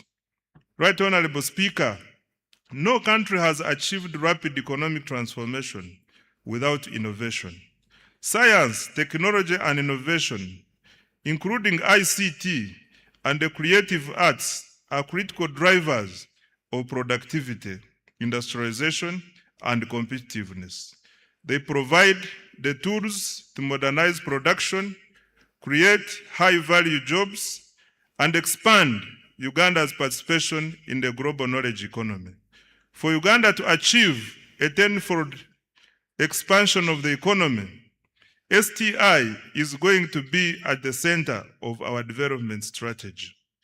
Mr. Speaker, commissioning the Chira vehicle plant in Ijinja marked a major milestone in Uganda's industrialization journey and demonstrates the country's growing technological capabilities. The plant has the capacity to produce up to 2,500 buses annually. Despite being in its early stages of operation, Chira Motors has already made bus sales worth Uganda shillings 21.6 billion and received orders for 450 buses from Uganda and the region. The quality and reliability of its products were further demonstrated through the successful Pearl to Cape electric expedition, during which the Kayora electric bus traversed more than 13,000 kilometers across Africa. Mr. Speaker, to date, more than 25,000 electric vehicles, including buses, motorcycles, and bicycles, have been produced locally with up to 40% local content. In a further boost to the sector, Solar Power completed the construction of East Africa's first production scale lithium-ion battery assembly plant in Uganda. This has strengthened domestic manufacturing capacity and positioned the country as a regional hub for electric mobility and clean energy technologies. On pharmaceuticals and biotechnology, Mr. Speaker, government continued to strengthen pharmaceutical manufacturing and biotechnology as part of the efforts to build a competitive pathogenic economy. Uganda is deliberately supporting the domestic production of medicines, vaccines, diagnostics, and other health products, while promoting research, innovation, import substitution, export growth, and resilience in the health sector. Significant progress was registered through strategic investments in and government procurement from local pharmaceutical and biotechnology companies, including Macrohim Scientifics, Day Pharma, Jena Herbal, and other emerging manufacturers. Macrohim Scientifics has established itself as a leading African manufacturer for rapid diagnostic kits, recording annual sales of approximately United States dollars 75 million from products used in the diagnosis of malaria, HIV/AIDS, and sickle cell diseases. Day Pharma has operationalized manufacturing lines for generic, oral solid, and liquid medicines and secured approvals from the National Drug Authority for a range of essential medicines. Jena Herbal, the manufacturer of Covidex, has established a pharmaceutical manufacturing facility in Soroti, expanding Uganda's capacity to produce health products locally and strengthening the country's pharmaceutical value chain. These investments are improving health security, reducing imports, and creating high-value jobs. On advancing Uganda's space science, Mr. Speaker, government has strengthened Uganda's space science and satellite technology capabilities. Government established modern ground satellite infrastructure at the Uganda National Space Center at Mpoma Mukono district. This has enabled our scientists to successfully deploy a climate camera to the International Space Station. This has expanded the country's capacity to generate real-time data for climate monitoring, environmental management, disaster preparedness, and evidence-based decision-making. On value addition under STI, Mr. Speaker, government has intensified agro-industrialization initiatives driven by scientific innovation aimed at increasing value addition, branding, and export competitiveness. The Banana Value Addition Facility by Professor Mlanga strengthened its production capacity for banana value-added products and fulfilled export orders from South Korea, Saudi Arabia, Qatar, and Italy. In addition, government has invested in the establishment of the Coffee Park in Ntungamo. The Africa Coffee Park has innovated 18 products of value-added coffee ready to go into the market for roast, freeze-dry, and spray-dry high-level technology. On digital transformation, Mr. Speaker, government continued expanding digital infrastructure to improve the availability, reliability, affordability of ICT services, as well as access to the services. During the year, an additional 879 kilometers of fiber optic cable were installed, bringing the national fiber backbone to approximately 62,941 kilometers. As a result, internet costs declined from $70 to $35 per megabyte per second. Active mobile internet subscriptions stand at 18.5 million, while the number of smartphones connected to Ugandan network has reached 20 million. Total registered mobile telephone subscriptions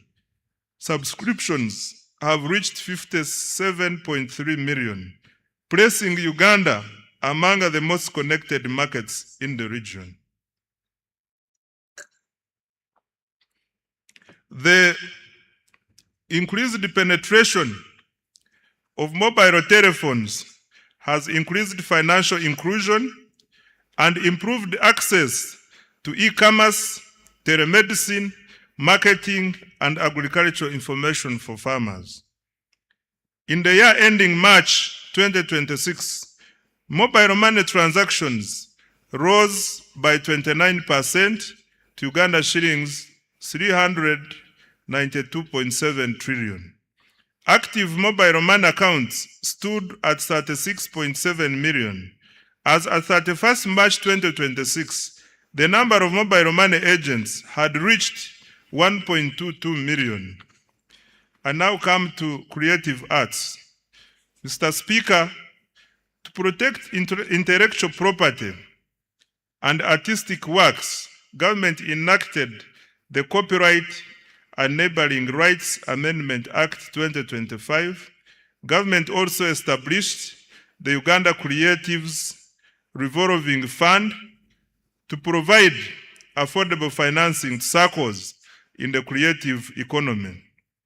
By December 2025, approximately Uganda shillings 18.99 billion had been disbursed to 50 circles of musicians, benefiting 3,047 individuals, of whom 62% are youth and 43% are women. Government is also finalizing the acquisition of a dedicated home for creative artists to serve as a common user facility for young talents to create wealth and jobs. The priorities for financial year 2026-2027 under STI, ICT, and creatives are the following. Mr. Speaker, Uganda shillings 1.140 trillion has been provided in the new budget for science, technology, innovation, ICT, and the creative industries. The priorities next financial year include: 1, commercialization of innovations, especially Chira, motor vehicles, coffee, dairy farmer, drugs, and vaccines, and the banana products. Number 2, establishment of a high-tech city. 3, additional investment in science, research, and innovation. 4, expansion of digital infrastructure to increase coverage, reliability, and affordability of internet, government services, and e-commerce. 5, growth of business process outsourcing for job creation. 6, expanding the free-to-air TV signal. And 7, strengthening intellectual property protection. I now come to enablers. Mr. Speaker, government also continued to invest in the key enablers of socio-economic transformation in line with the NDP 4 and the 10-fold growth strategy. These include human capital development, infrastructure, security, and the rule of law, as well as domestic revenue mobilization to finance the transformation agenda. Under enabler number 1, which is peace, security, and rule of law, Mr. Speaker, peace, security, and rule of law are the foundations of development. Without peace, you cannot create prosperity. Without security and the rule of law, there is no investment. Without stability, there is no growth. Mr. Speaker, I wish to repeat this. Without peace, you cannot create prosperity. Without security and rule of law, there is no investment. Without stability, there is no growth. Government has continued to invest in security, justice, and governance institutions. This financial year, the following milestones have been achieved. 1. The government continued strengthening security infrastructure, intelligence services, and operational capacity while improving the welfare of our security personnel in the UPDF, police, prisons, and intelligence services. 2. Uganda remains one of the region's most stable countries. Despite being an election year, reported crimes fell by 10.2% from 218,715 cases in 2024 to 196,405 in 2025, reducing the crime rate from 502 to 427 per 1,000 people. 3. Uganda continued to contribute to regional peace and security through African Union and UN peace support operations in Somalia, alongside military deployments in the Democratic Republic of Congo, South Sudan, and other places. 4. The 275-bed National Referral Military Hospital in Mbuya, Kampala, is now operational. It attends to an average of 150 patients per day for services including dialysis, dental care, physiotherapy, and ENT. 5, construction of the UPDF military headquarters in Mbuya is 70% complete.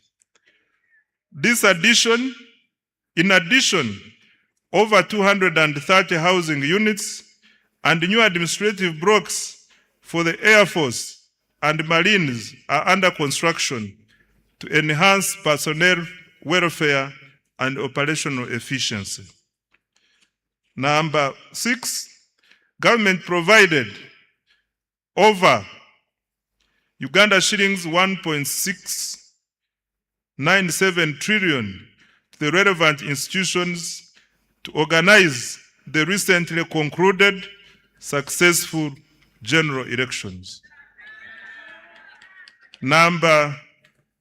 7, mass enrollment and issuance of national identity cards progressed well. The total population identified with the National Identification Number (NIN) is 34.14 million, renewals 13.85 million, cards printed 14.67 million, and cards issued to the population 6.2 million. Beyond securing elections and supporting national security, the national ID has improved access to public services, broadened financial inclusion, and eased travel within the East African community. 8, cattle restocking has begun in Acholi, Rango, Teso, and Teso, targeting 16,000 households, each receiving 5 million to purchase 2 bulls and 3 heifers. To date, 2,000 households have been compensated. Financial year 2026-2027 priorities for security, governance, and rule of law are the following. Mr. Speaker, government has allocated Uganda shillings 10.21 trillion security, governance, and rule of law institutions for financial year 2026-2027, and the priority interventions include: 1, continued modernization, training, and welfare of the UPDF. 2, full equipping of the National Referral Military Hospital and completion of the UPDF headquarters. 3, strengthening of broader security, counter-terrorism, and regional peace support operations. 4, enhancing community policing, crime intelligence, forensics, and CCTV coverage. 5, cyber security and protection of critical national infrastructure. 6, improving immigration services, NIN/ID enrollment, and e-passport issuance. 7, fighting against corruption. 8, continued cattle restocking in the Acholi, Rango, Teso subregions. I now come to enabler number 2, which is infrastructure development. Mr. Speaker, sir, transport infrastructure is the bone marrow of the economy. It connects farmers to markets, workers to jobs, and industries to inputs, while linking exporters to regional and global markets. Electricity powers industrialization and drives economic transformation. In financial year 2025-2026, government achieved the following infrastructure development. Under roads and bridges, government continued with the construction of 24 major roads, totaling approximately 1,154 kilometers, and rehabilitated a further 949 kilometers of national roads. 2, government continued developing 14 strategic bridges to enhance connectivity, improve access to socio-economic services, and support the movement of goods and people within and across regions. 3, government stepped up maintenance of national roads network.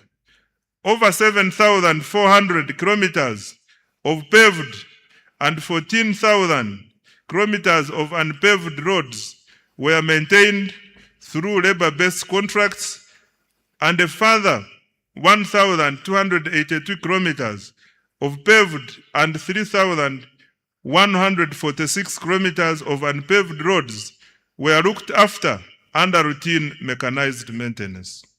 4, government opened 124 kilometers, graded 175 kilometers, and gravelled 64 kilometers of district and community access roads using the force account.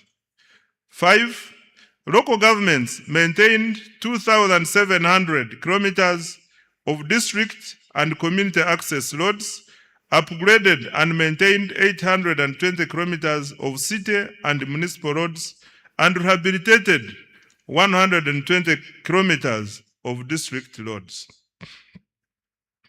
Under development of Greater Kampala Metropolitan Area infrastructure, Mr. Speaker, government has embarked on revamping road infrastructure in Greater Kampala Metropolitan Area. The target is to upgrade over 600 kilometers in the next 5 years and to maintain all major existing roads. To date, 297 kilometers of roads have been paved, several roads have been rehabilitated and maintained, and 8 major road junctions signaled to improve traffic flow and road safety. Mr. Speaker, Kampala made history as the first city in Africa to be inducted into the international network of 3 cities in the world. Government will continue building on this heritage and global recognition. In this regard, government has prioritized implementation of a cleanup exercise involving restoration of wetlands and green spaces, enforcing integrated physical planning, including pedestrian-friendly roads, enforcing trade order, and restrictions on all forms of pollution, especially noise. I now come to water transport. Mr. Speaker, government has constructed, maintained, and operated 15 ferries to connect island communities to markets and services. The Buyende Kagwara Kabira Maido ferry has commenced operations. 2 ferries on Lake Bunyonyi in Kabale are under construction and are expected to begin service by June 2027.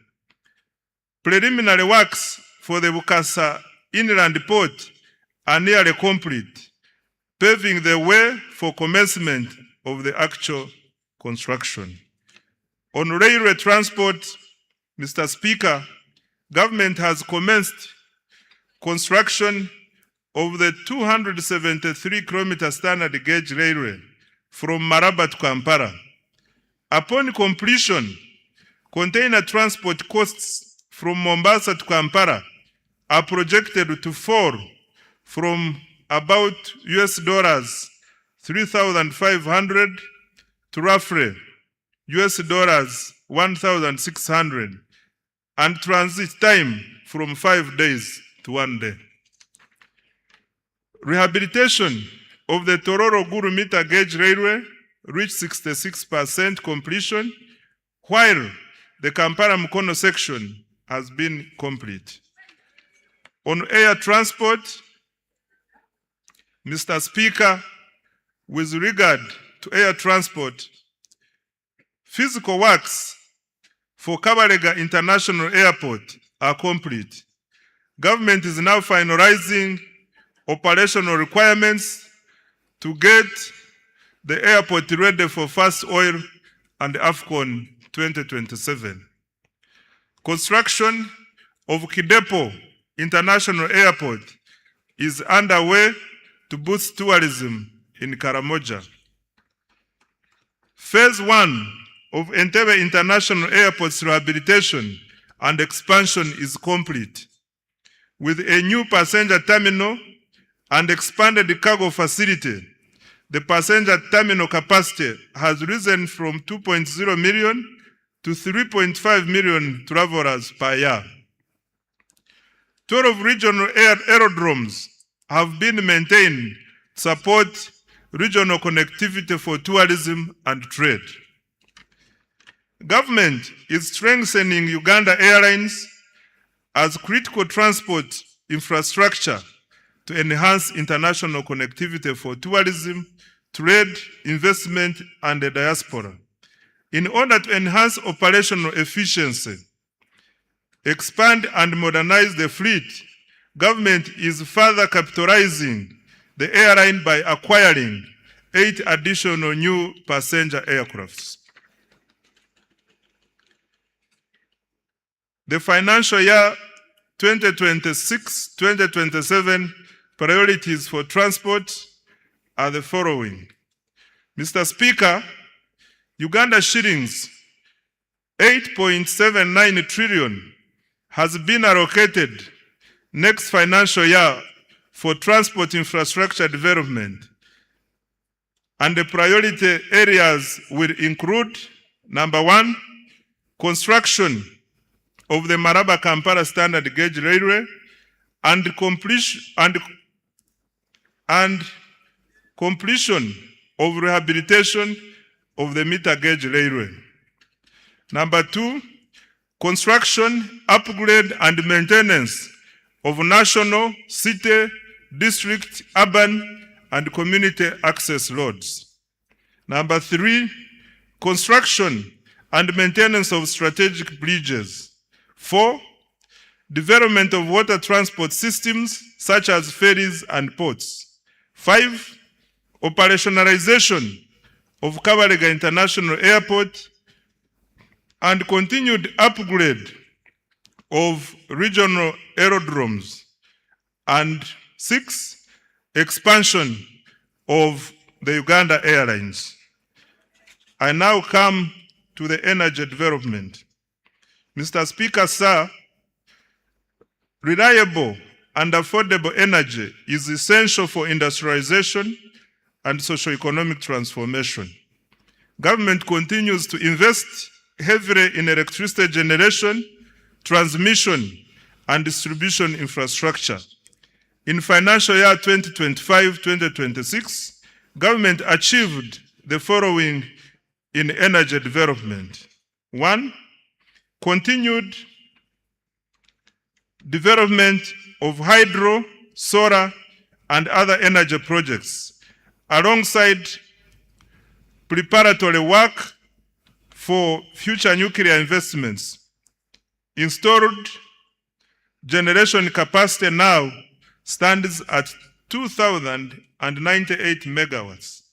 And the government's medium to long-term target is 52,482 megawatts to support industrialization, urbanization, and economic growth.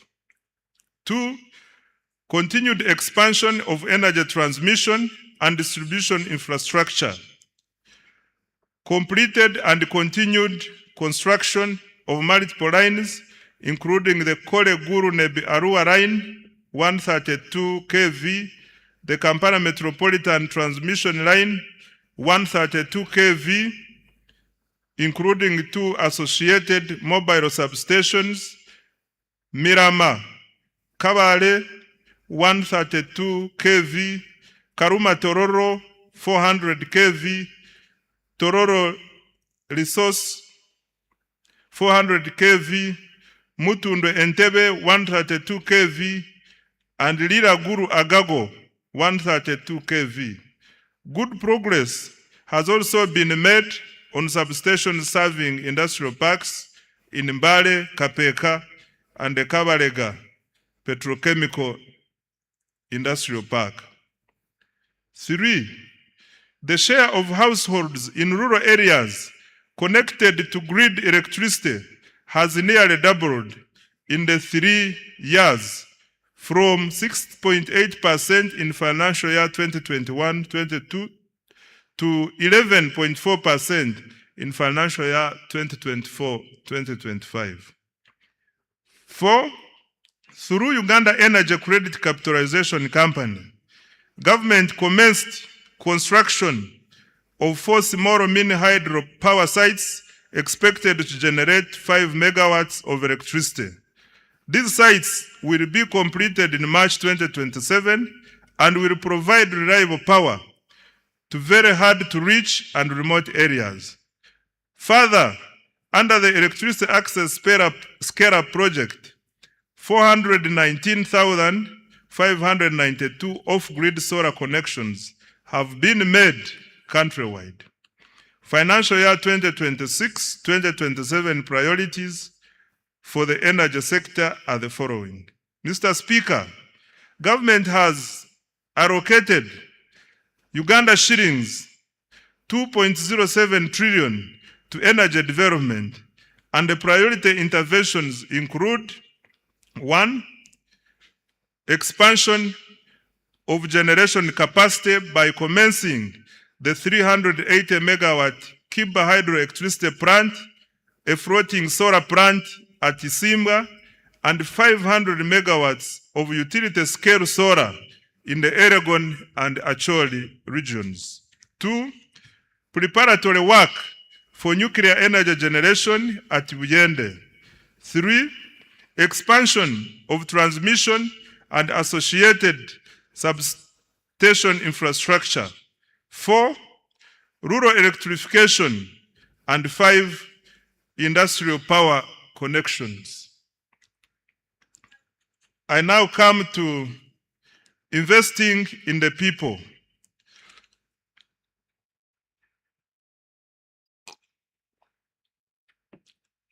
Mr. Speaker, economic transformation is ultimately about people. A healthy, educated, skilled, and productive population is indispensable for sustained growth and shared prosperity. That is why government continues to allocate a large share of the discretionary budget to human capital development, i.e. health, education, water and sanitation, and social protection. During financial year 2025-2026, the following milestones were achieved. Under health, Mr. Speaker, government sustained its policy of progressively increasing investment in essential medicines and health supplies. Accordingly, funding through the national medical stores was increased by Uganda shillings 145.33 billion to Uganda shillings 862.93 billion in financial year 2025-2026. Government will continue to increase domestic financing, laboratory commodities, and anti-tuberculosis medicines. Government continued to modernize healthcare infrastructure and equipment. During the year, 17 regional referral hospitals and 25 general hospitals were equipped with neonatal intensive care units. In addition, 14 regional referral hospitals received CT scan machines. Construction and upgrading of 31 health facilities across Karamoja is ongoing. Government also completed high-capacity medical waste incinerators in Fort Portal, Guru, Mbarara, KCCA, and Lira. Busorwe, Gombe, Kaworo hospitals were also rehabilitated. Right Honorable Speaker, government continued to promote preventive health care through immunization, disease prevention, and nutrition programs. Immunization coverage for children under 1 year reached 94%, while first dose measles, rubella coverage reached 93%. Government also conducted nationwide campaigns against malaria, HIV, AIDS, Ebola, cholera, and yellow fever, and promoted nutrition education for children, pregnant women, the elderly, and other vulnerable groups. Government also continued to expand specialized healthcare services in oncology, cardiology, and other fields, reducing the need for treatment abroad. The Uganda Heart Institute conducted 634 cardiac interventions, including open heart, closed heart, vascular, and catheterization procedures. In April 2026, the Uganda Cancer Institute successfully performed the country's first bone marrow transplant. Mr. Speaker, specialized healthcare services will be further strengthened by ongoing investments. The 250-bed capacity cardiac hospital in Naguru, Kampala is 44% complete and expected to be completed by June 2027. The International Specialized Hospital of Uganda at Lubowa is 75% complete and will be completed in December 2027. Mr. Speaker, I wish to repeat this one. The International Specialized Hospital of Uganda at Lubowa is 75% complete and will be completed in December 2027. The first phase of the Nuclear Medicine Center for the cancer treatment is 95% complete, with radiotherapy and advanced molecular imaging services. Phase 2 of the PET Center is 10% complete. Regional cancer centers in Mbarara, Arua, and Mbale are under construction, while the Guru Center is fully operational. Other achievements in the health sector include: 1. Expansion of the national e-health digital infrastructure to support telemedicine, health information management, medicine tracking, and monitoring of health workers' performance. Number 2, strengthening the national ambulance and emergency care system through the deployment of additional ambulances.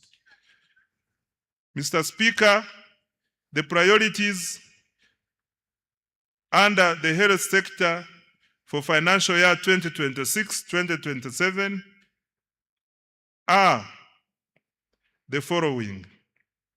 Government has allocated Uganda shillings 5.23 trillion for the health sector in financial year 2026-2027.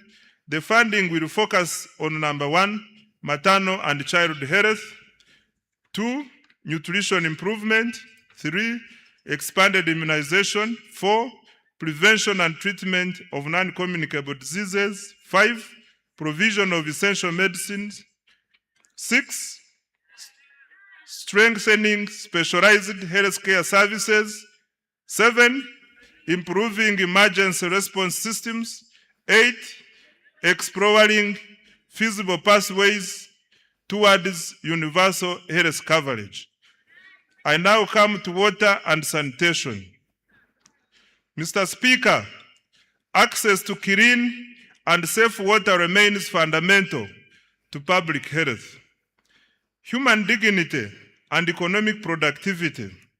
Government has therefore continued investing heavily in water supply and sanitation infrastructure across the country.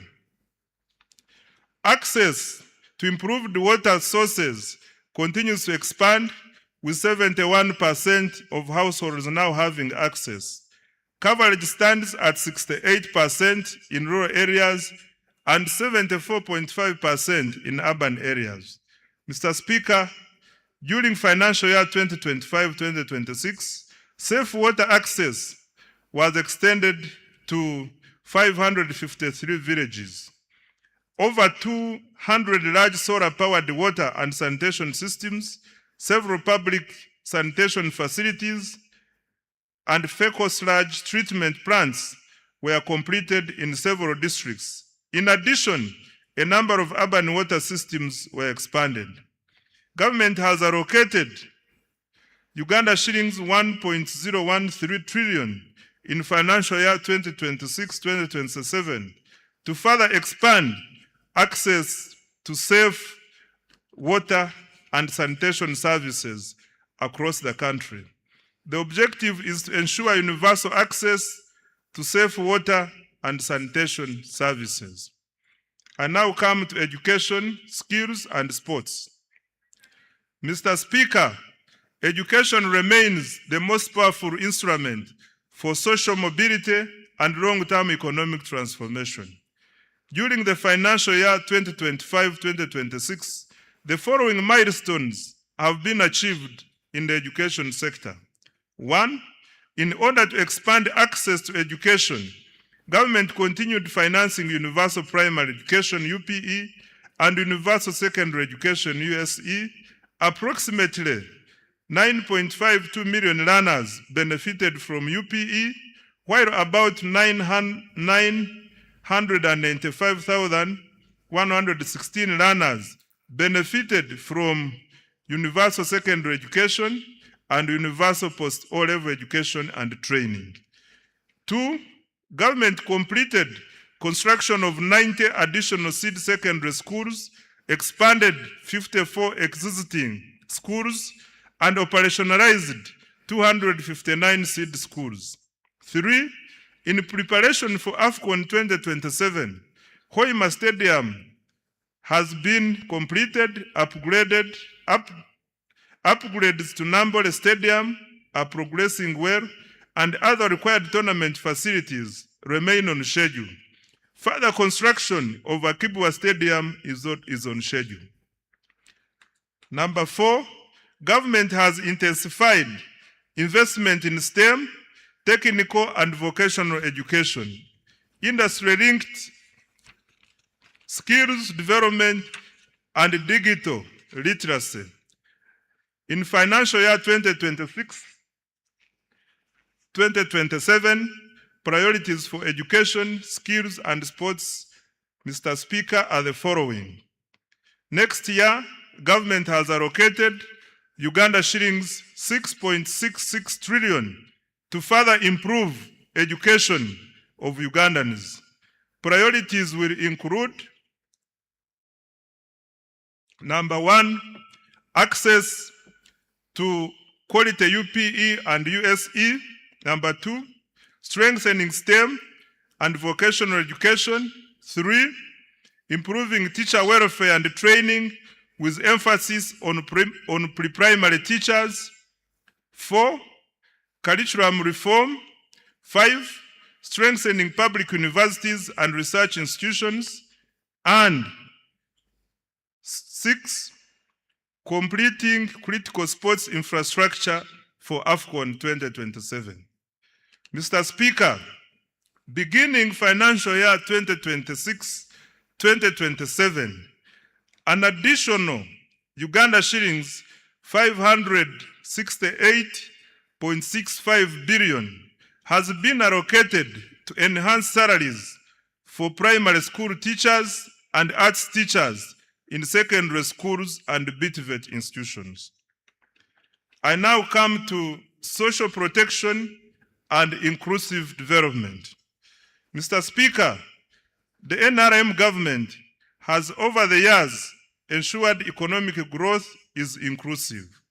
Government continues implementing targeted programs aimed at supporting vulnerable groups and expanding economic participation.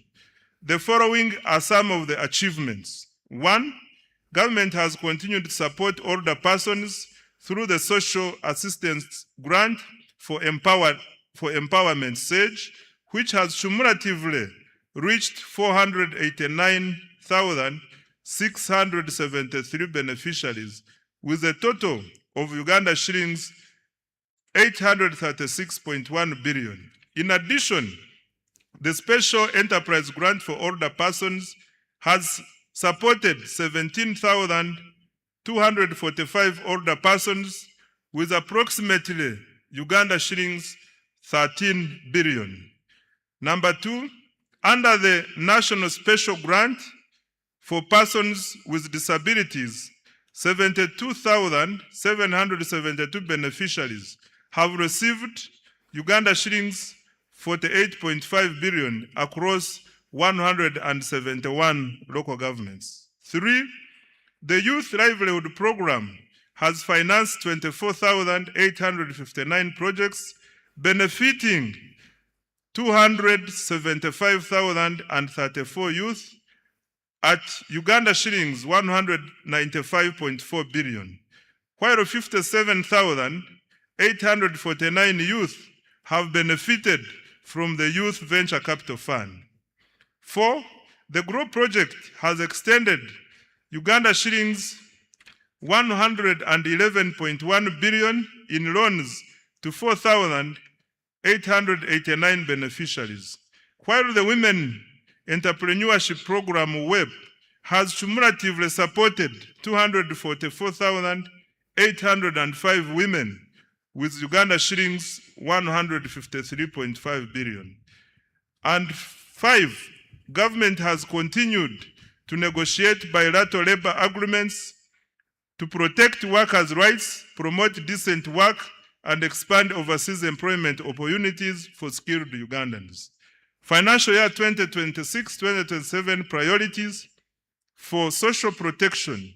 Mr. Speaker, sir, next financial year, government has allocated Uganda shillings 173.55 billion for social protection, which will focus on 1. Expanding economic empowerment programs, 2. Strengthening labor standards, 3. Supporting youth employment initiatives, 4. Promoting women's economic participation, 5. Enhancing social protection systems, and 6. Establishing a robust labor market information system. Mr. Speaker, overall, Uganda shillings 13.56 trillion has been allocated next financial year to invest directly in the people of Uganda through health, education, social protection, and water and sanitation. This investment reflects government's conviction that people are Uganda's greatest asset. Enabler 4, industrial development and manufacturing. Mr. Speaker, nations achieve prosperity not by exporting raw materials, but by transforming them into high-value products. For this reason, government places high priority on industrial development, manufacturing, and value addition. Mr. Speaker, besides government investment in manufacturing under the ATMs already highlighted, the following milestones have been achieved in this financial year. 1. Government continued investing in the development of industrial parks. The aim is to lower investors' establishment and operating costs and drive industrial growth. As a result, the number of formal factories has cumulatively risen from 10,437, of which 6 have cumulatively risen to 10,437, of which 690 are located within industrial parks. 2, government continued capitalizing Uganda Development Corporation to de-risk private investment in critical areas. UDC's capital investment have surpassed Uganda shillings 1.5 trillion with co-investments across key value chains, including textiles, i.e. fine spinners, agro-processing, i.e. Beans Car Enterprises Limited, and Bukona Agro-Processing, and pharmaceuticals, East African Medical Vitals Sanga, Vetchem Limited, and Alphasan Uganda Limited. 3, government through UDC also invested in the local construction sector. UDC invested in Abubakar Technical Services, the Ugandan firm delivering key national roads, including Busunju Chiboga Hoima, 145 kilometers, and Matugasemu to Kapeka, 41 kilometers, among others. UDC also invested in ETAT's construction company, currently constructing the Bujiri Namutumba Road, 24 kilometers, and the Buwenge Kaliro Road, 48 kilometers, among others. 4, government completed the special economic zone at Entebbe International Airport to promote high-value exports. Several firms, particularly in the fresh produce exports and light manufacturing, are setting up operations. 5, continued expansion of presidential zonal hubs, which are tackling youth unemployment by providing practical industrial and vocational skills. To date, 82,790 youth have been trained, and the number of hubs has grown to 28 nationwide. Mr. President, I thank you so much for this initiative. Financial year 2026-2027 priorities for manufacturing and industrial development. Mr. Speaker, government has allocated Uganda shillings 1.03 trillion to the manufacturing program for financial year 2026-2027.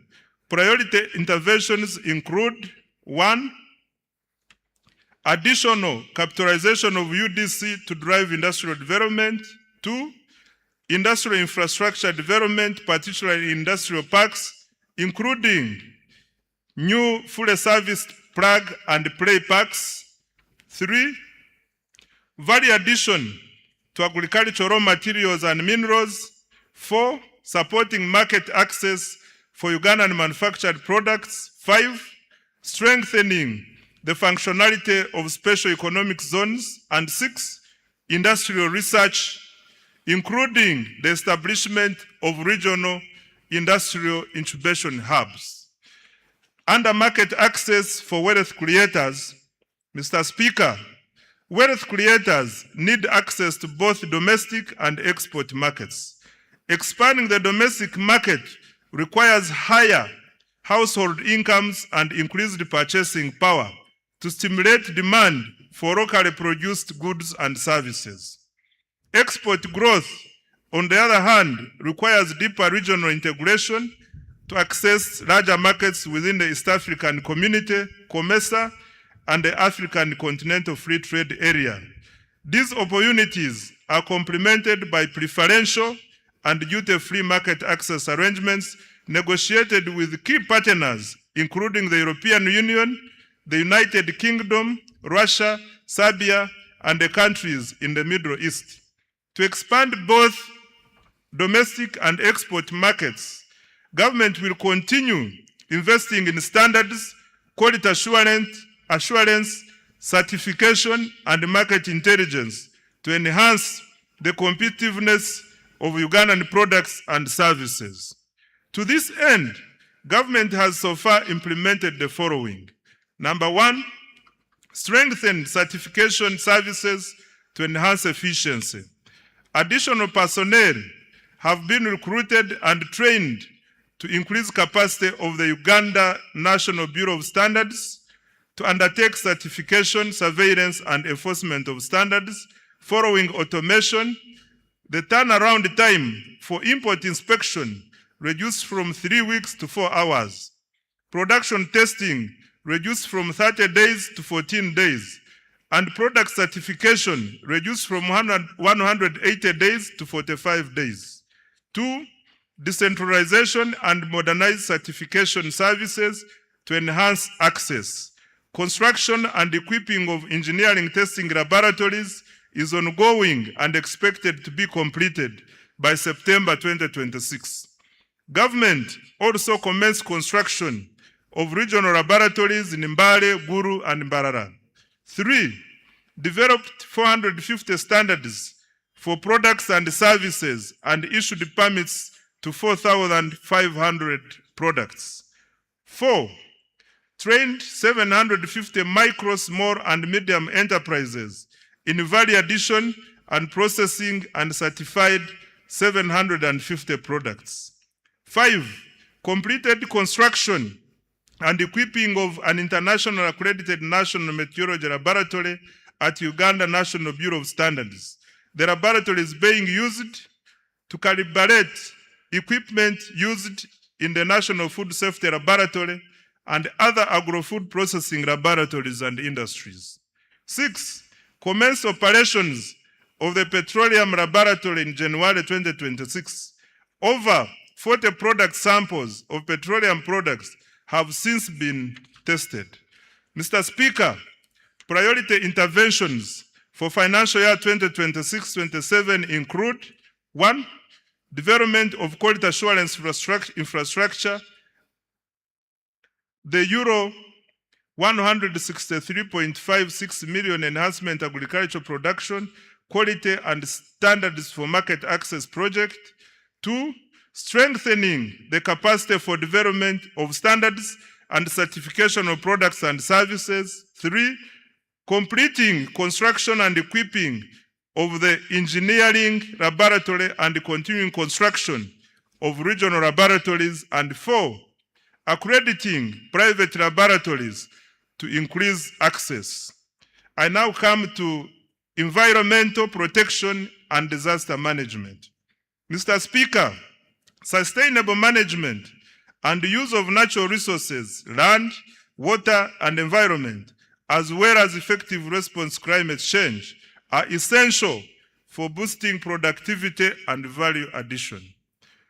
To cushion Ugandans and our economy from climate shocks, government invested Uganda shillings 9.6 billion this financial year in early warning systems, hazard mitigation, and emergency relief items for affected households. Government also invested heavily in water for production facilities to protect our farmers during drought. Mr. Speaker, sir, in order to protect and restore wetlands, government undertook the demarcation of 104 kilometers of wetland boundaries and restored 15,000 hectares of degraded wetlands. A total of 8,319 hectares of graded Central Forest reserves were demarcated alongside 404 kilometers of forest boundaries to enhance the protection and management of forest resources. Mr. Speaker, the safeguard of our environment and adapt to climate change, government has, Mr. Speaker, to safeguard our environment and adapt to climate change, government has allocated Uganda shillings 494.08 billion next financial year. These funds will protect 1.26 million hectares of forest reserves and wetlands, restore 10,000 hectares of degraded wetlands, and demarcate critical river banks and lake shores, particularly along the Nile. We will also upgrade meteorological services and early warning systems to deliver accurate forecasts for agriculture, aviation, and climate monitoring. In addition, Uganda shillings 361.88 billion has been allocated to the contingency fund to strengthen our national disaster response next financial year. I now come to administration of justice. Mr. Speaker, under the administration of justice program, the following achievements were recorded. 1, expanded access to justice with the proportion of districts having complete justice service points rising from 79% in financial year 2020-2021 to 89%. This was achieved by operationalizing new High Court circuits now at 29 and establishing 10 additional magistrates courts now totaling 268, including in the island communities. 2, decentralization of the Court of Appeal is underway in Mbarara and Guru to improve regional access to appellate justice. 3, judicial capacity has been strengthened with the appointment of additional justices of the Court of Appeal, now 20, and High Court, now 88, along with more magistrates to reduce case backlog and serve high demand areas. 4, resolution of commercial disputes has improved. Between 2023 and 2025, the judiciary disposed of 38,102 commercial and land cases worth Uganda shillings 14.47 trillion, unlocking capital and boosting economic activity and investment. Promotion of alternative dispute resolution has been scaled up, resolving over 8,000 cases in financial year 2025-2026. Alongside nearly 25,000 small claims matters worth Uganda shillings 19.5 billion. 6, mobile courts have been deployed to hard-to-reach and refugee hosting areas, bringing hearings into communities to accelerate case resolution and improved access to justice. In financial year 2026-2027, priorities for administration of justice, Mr. Speaker, are the following. Uganda shillings 600 and 65.55 billion has been allocated under this program for financial year 2026-2027 to number 1, expand access to justice and further decentralize appellate services. 2, recruit and deploy judicial officers. 3, reduce case backlog through alternative dispute resolution and mobile courts. 4, digitize courts, case management and e-filing. 5, strengthen prosecution, forensic services and anti-corruption efforts. And 6, upgrade court infrastructure and circuit operations. I now come to legislation and oversight. Mr. Speaker, sir, during financial year 2025-2026, the 11th Parliament held 34 sittings, passed 18 bills, and concluded 1 petition, passed 29 resolutions, and adopted 22 reports. Most importantly, the turnaround time for enacting legislation has reduced significantly, and I want to congratulate the 11th Parliament upon this achievement. Next financial year, government has allocated Uganda shillings 1.23 trillion to enable Parliament to fulfill its constitutional mandate of legislation, appropriation, oversight, and effective representation. I now come to key implementation reforms. Mr. Speaker, achieving tenfold growth requires more than investment. It requires discipline, it requires accountability, it requires efficiency, and it requires integrity. Government will therefore undertake a comprehensive implementation reform agenda aimed at eliminating waste, corruption, delays, and inefficiency. In this regard, government is implementing a cleanup. This means enforcement of the laws and regulations to ensure institutional effectiveness, leading to improved service delivery and public trust. The specific priorities in the cleanup include: 1, enforcement of budget discipline and accountability. In financial year 2026-2027, going forward, as part of the performance contracts, all accounting officers will sign a budget discipline and accountability charter, which provides for sanctions against breaches of accountability rules in planning, budgeting, and execution of public resources. 2, combating corruption through procurement reforms, digitization, strengthening internal controls and audits, and ensuring transparency to facilitate accountability. 3, continued enforcement of trade order and traffic discipline to promote safe, orderly, and livable cities and urban centers and improve the safety of public transport.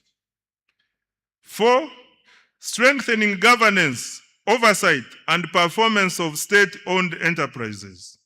5, strengthening allocative efficiency by prioritizing high-impact investments under the ATMs and the enablers, while eliminating wasteful expenditure.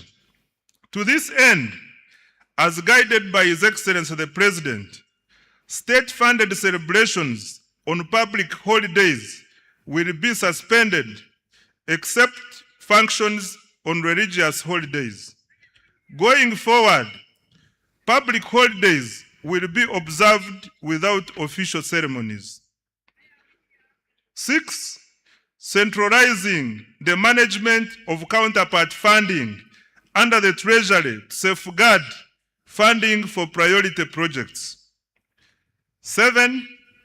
Implement the Contributory Public Service Pension Fund to attain fiscal sustainability of the management of pension liabilities for government workers.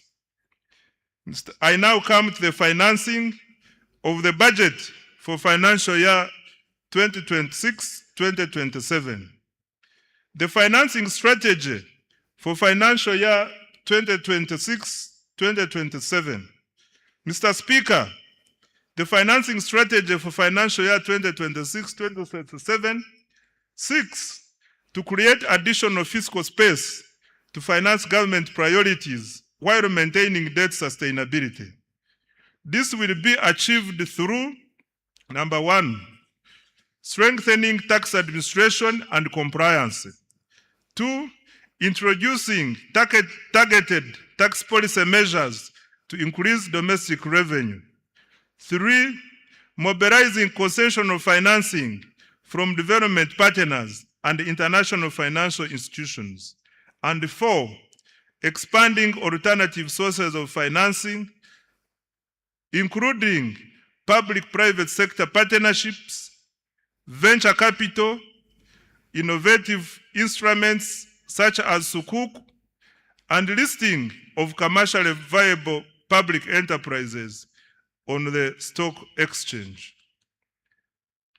Resource envelope. Right Honorable Speaker, the total resource envelope for financial year 2026-2027 is 84,393,743,343,426 shillings.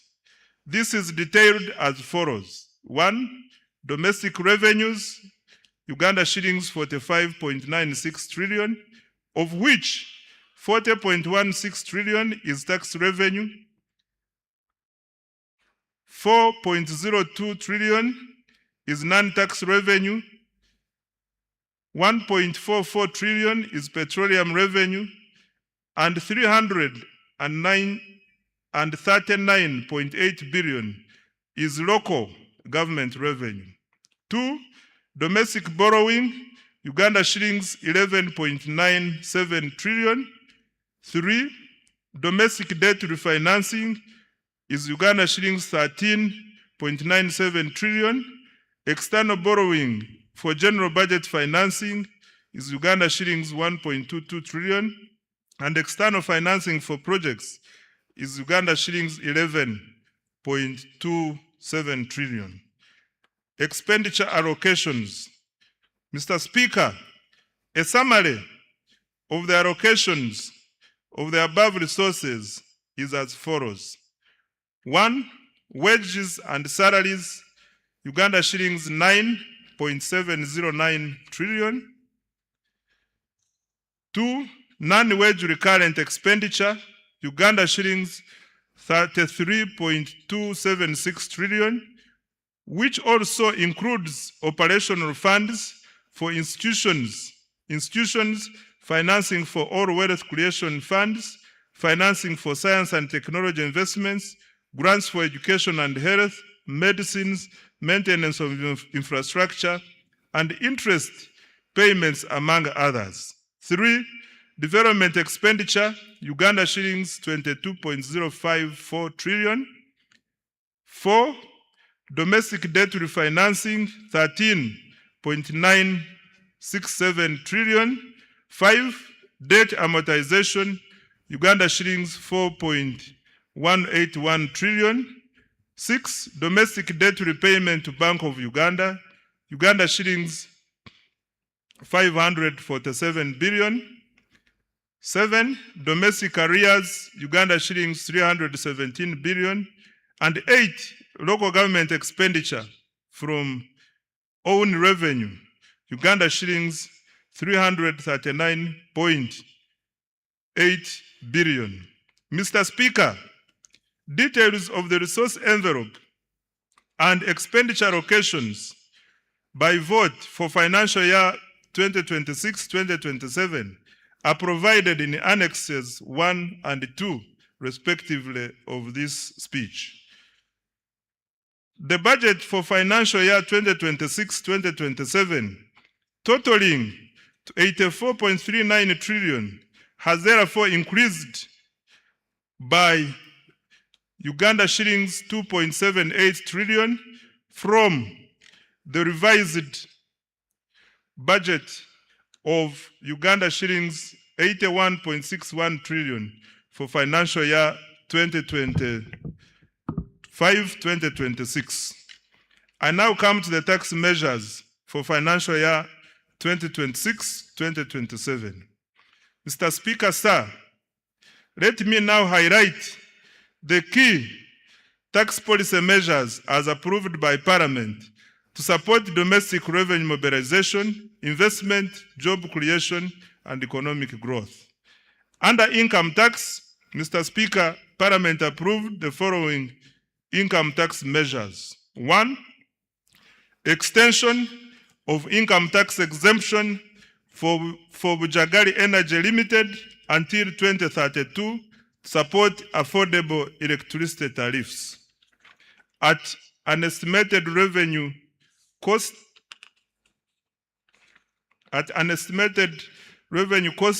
of Uganda shillings 115 billion per annum.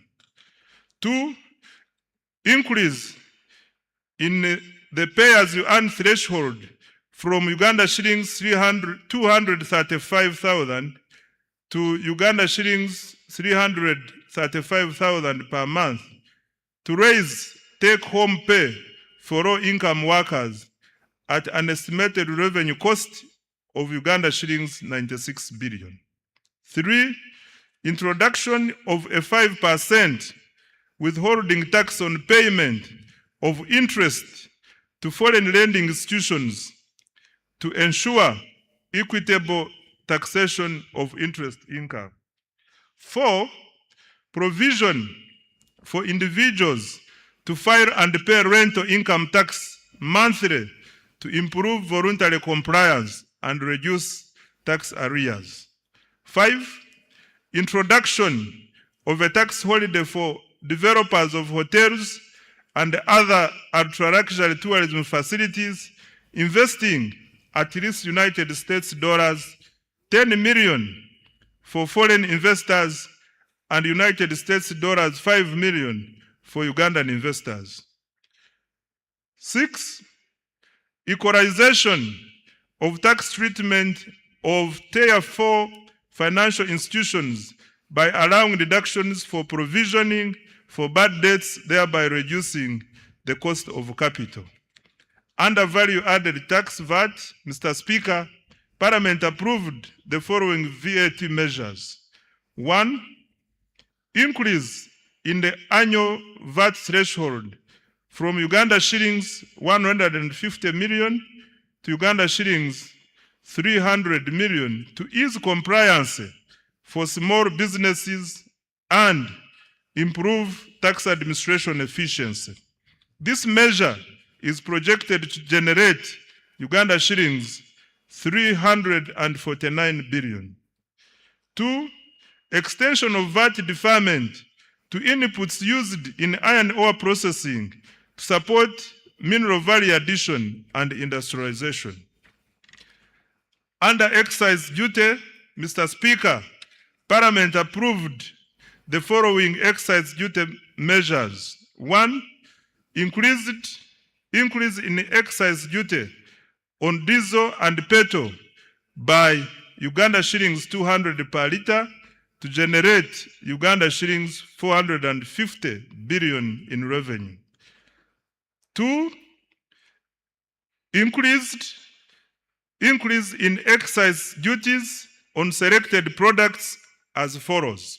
1, alcoholic drinks like Uganda Waraji, Black Label, Cognat, and Amarula from Uganda shillings 1,700 to Uganda shillings 3,500 per liter to generate Uganda shillings 85 billion. 2. Motorcycles at first registration from Uganda shillings 200,000 to Uganda shillings 500,000 to generate 26 billion. 3.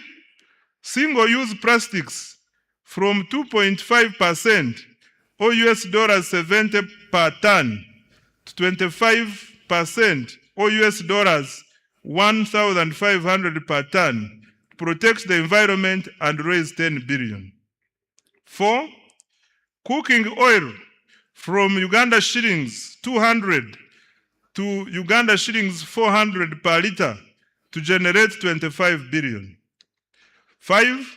Cement from Uganda shillings 500 to Uganda shillings 750 per 50 kilograms per bag to generate 15 billion. And 6. Sugar from Uganda shillings 100 to Uganda shillings 200 per kilogram to generate 25 billion. Introduction of excise duty on selected products as follows.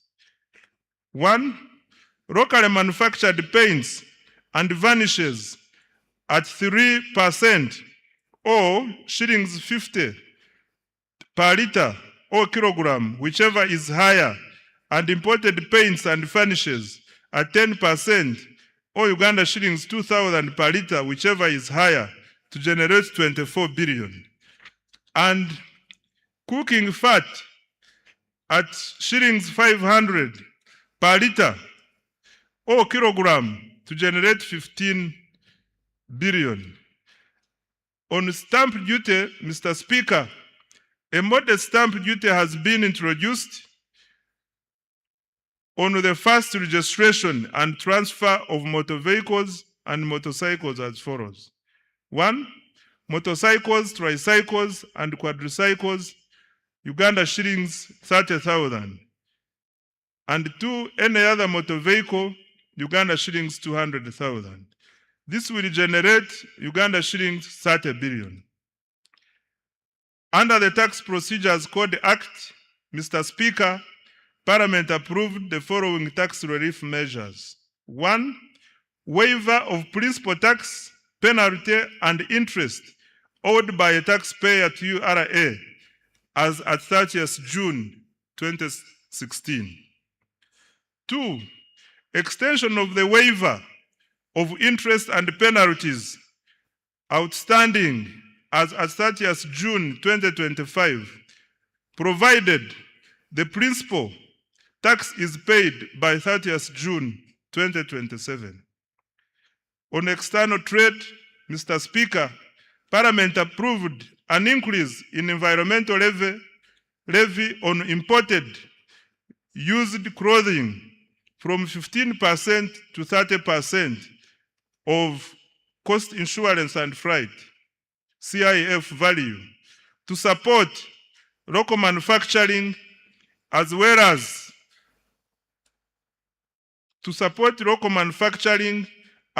local manufacturing and generate Uganda shillings 40 billion. Under lotteries and gaming, Mr. Speaker,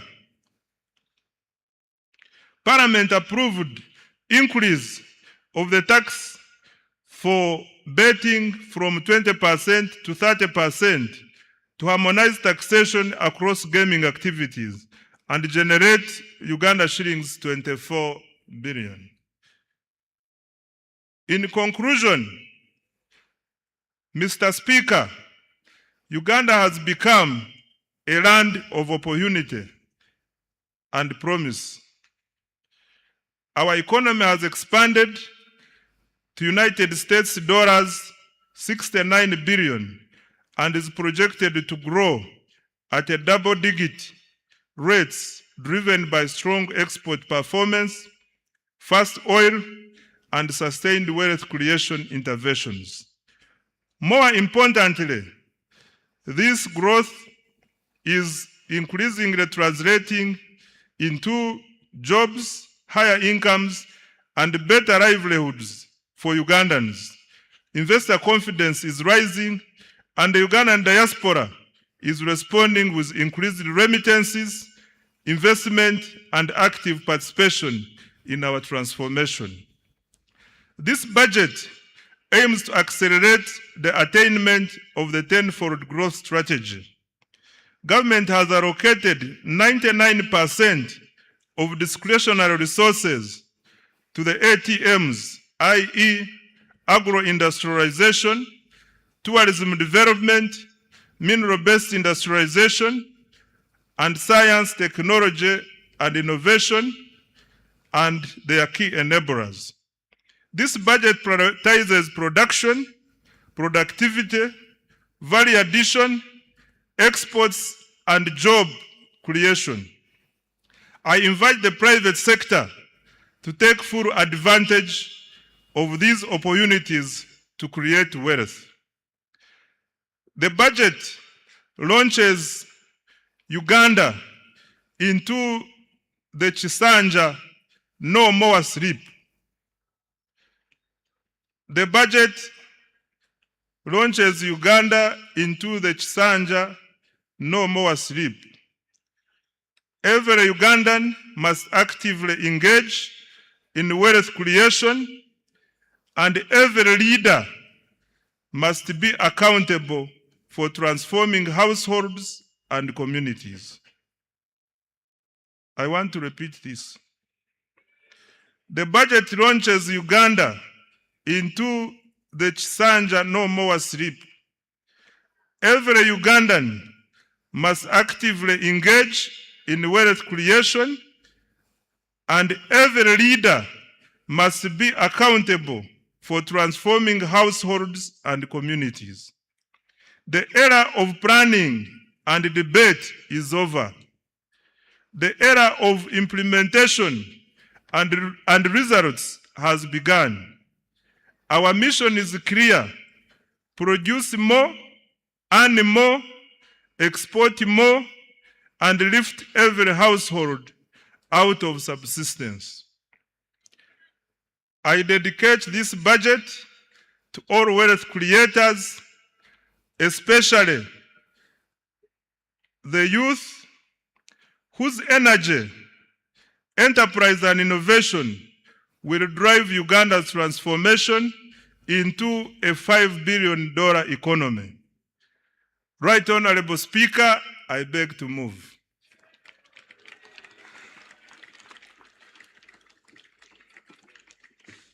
Thank you very, very much.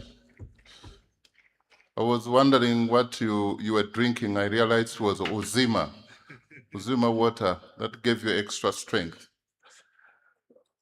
Thank you very much. Make the Honorable Minister of Finance feel welcome and appreciated for the good work. Thank you, Honorable Minister, and by extension, His Excellency the President, for your clear delivery of the budget speech for the 2026-2027.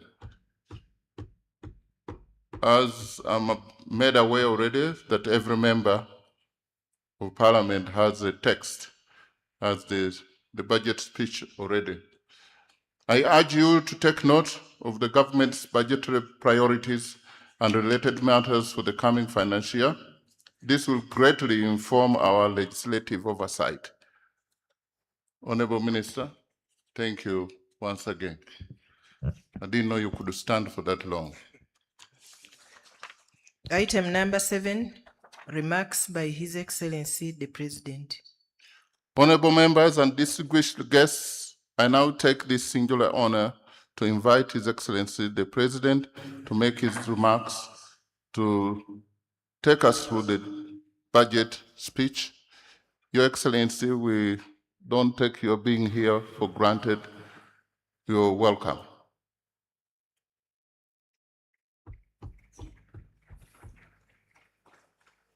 If you really want to stamp your feet, please do it. You have the permission of the chair, of the speaker. Thank you.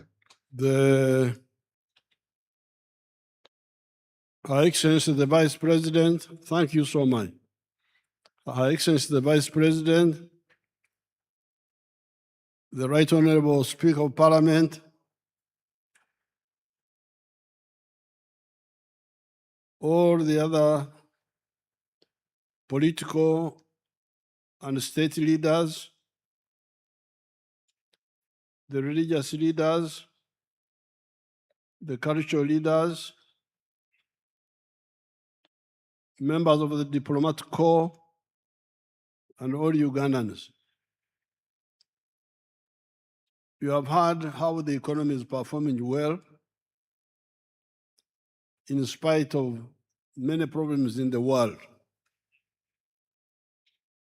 The economy is performing well because Uganda is a very rich country. We've got a lot of potential. I saw one of the people who like writing things here and there,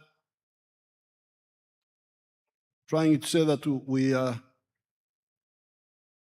targeting many areas of support. And I think he was trying to say that in South Korea, they concentrated on electronics and vehicles. But this is because South Korea didn't have much. They concentrated on on the little they had. With us, we have got what South Korea has and much more than that. So that's why I really don't listen so much to people who are running around panicking and so on. What is crucial is clarity here within Uganda about our potential. And the next most important thing is the African market, because when you produce, you must sell. And Africa is our sure market, and then we can add other markets. So this growth of 6.4% is really still modest. As you heard, next year, the growth will go to 10.2% because of the petroleum.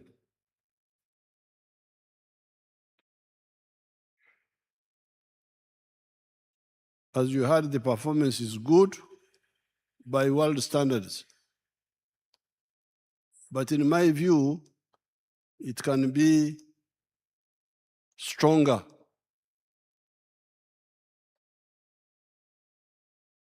I have been,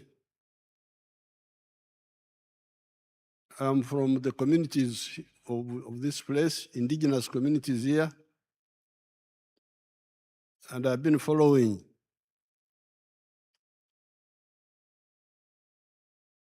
our developments for now 65 years, very closely. But what you need to know is that the aim of the NRM is not just growth, but transformation, socio-economic transformation. It is now, but before I talk about other things, I want us to solve this little problem of Ebola. Ebola is a very simple disease. It is not like Corona, as I said last night. Corona was very dangerous because it was spreading by breathing, which meant that if you sat, the other time I got Corona from you people in Chankwanzi, when I took a group photograph with you people without my mask, I got Corona. And I was here for 21 days sitting in the house.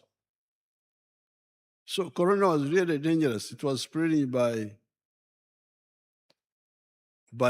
breathing. But this Ebola spreads only by contact. And contact, close contact with the sweat, with the vomit if they vomit, with the blood, sexual, kissing, saliva. When the person is already sick, not showing symptoms of sickness. So therefore, really, it can be stopped. We just need to get rid of the carelessness. As I told you last night, we have had 19 cases so far. 14 from our brothers in Congo, 14 of them who came. 2 died. But those who came early, 4 of them have already recovered, the Congolese. 4 have already recovered and been discharged. The others are also recovering. They are not, our people think no more of them will die. And the 2 people who died were the Congolese from the 14. Now, the 5 Ugandans who were infected were the 4 health workers in one of the Kampala hospitals who handled the sick people without taking precautions. That's how 4 of them were infected. Carelessness. Now the 5th one, the Ugandan, was the taxi driver who drove the sick man from Hoima to here.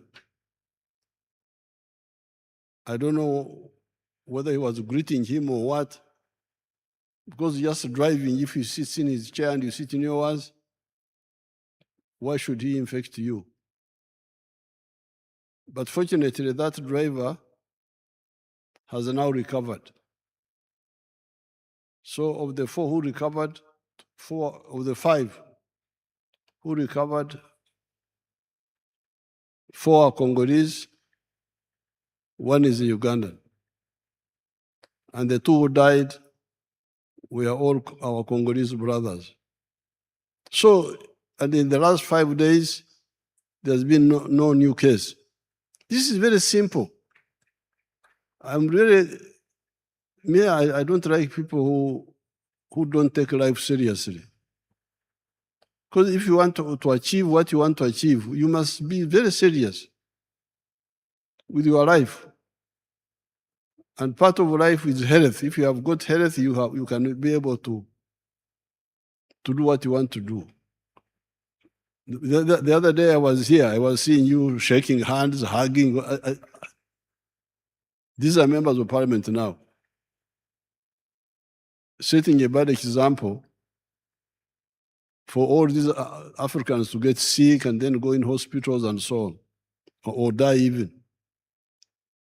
So please, I want to use this occasion to appeal to all the Ugandans to really finish this little problem of Ebola. Ebola is not a serious problem.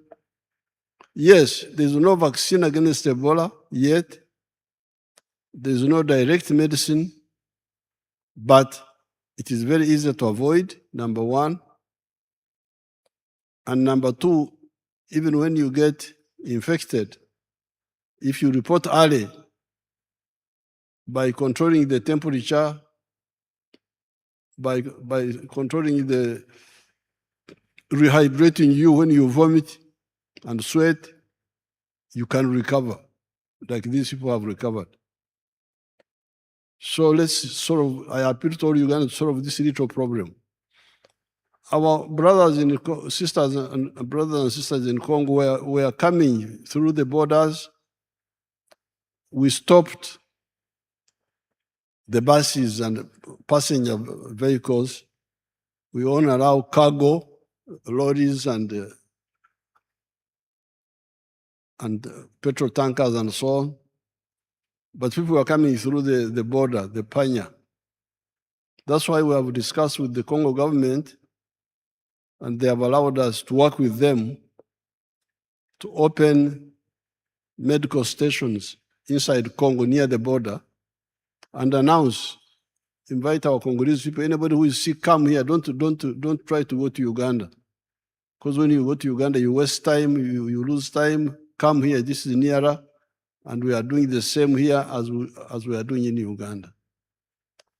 So we hope to finish this little problem of Ebola. But you need to set an example, shaking hands, hugging. Then these pastors that they are blessing people, as if God is deaf. You can pray, God will hear you without touching people, the health workers. Many of them have died in Congo. That's what I hear. Many of these pastors. Some of the people who were the pastors blessing people.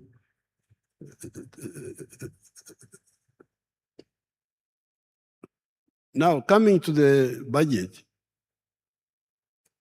you need to get the strategic picture clearly. Strategic is when you plan to solve a problem from A to Z, the whole problem. Tactical is how you move from A to B. Now, the strategic aim of the NRM is to transform Ugandans. And I want to put it to you that it has taken a bit too long, although we have done well, but we could have done better. I was counting the years. It is now 132 years since the British came here. 132 years. The British came here in 1894 when they introduced their government here. Europe had started modernization. Capitalism had started. The money economy we are talking about had started. It is now 132 years from 1894. The British were trying to involve our grandparents and our great-grandparents into the money economy, and our parents. By 1962, only 9% of the homesteads were in the money economy. After almost 70 years, only 9% were in the money economy. 91% were still in the Okorre Chidachonka. And I can testify because I'm from Ntungamo. Ntungamo, all of us were in the Okorre Chidachonka. There was not a single one who was interested in money. I know houses one by one. Now, when we were in the bush, we studied this and we put out our document, 10 points program. And point number 5 was on this very point. Please build an economy which is independent, integrated, self-sustaining, meaning, implying, join the money economy. When we came, we started. But when I checked, in 2013, you can imagine, only 32% of the homesteads had joined the money economy. That's how we involved the UPDF. General Saleh, please come and beg these people to join the money economy. Take seedlings to them, free seedlings. Go and beg them. Kulala, they are asleep. Then Saleh did his best. Now, recently, we have added PDM. But with all this, it's now 67% of the homesteads who are in the money economy with some chibaro. 33% are still refusing to join the money economy. So this is the challenge. That's why we are saying, please, I'm really saying now, no more. We can't go on like this. And this is the work of the leaders. The leaders, the Banyankore say, Amushogomfu no mwekoreire. The eyes of the dead body are the eyes of the one who is carrying the dead body. If the one who is carrying the dead body falls in the pit, the body also will fall in the pit. I saw this. I'm here. I'm not a story. I am alive. We started with those Banyankore who are very difficult, like the Karamojong, wild really, and we changed them by engaging them. So therefore, what we said the other time here, now that especially there's this money which is already there in the villages, all the leaders, certainly all the ministers, must take the lead in checking parish by parish what is happening to make sure that all these people stop Kukongora, stop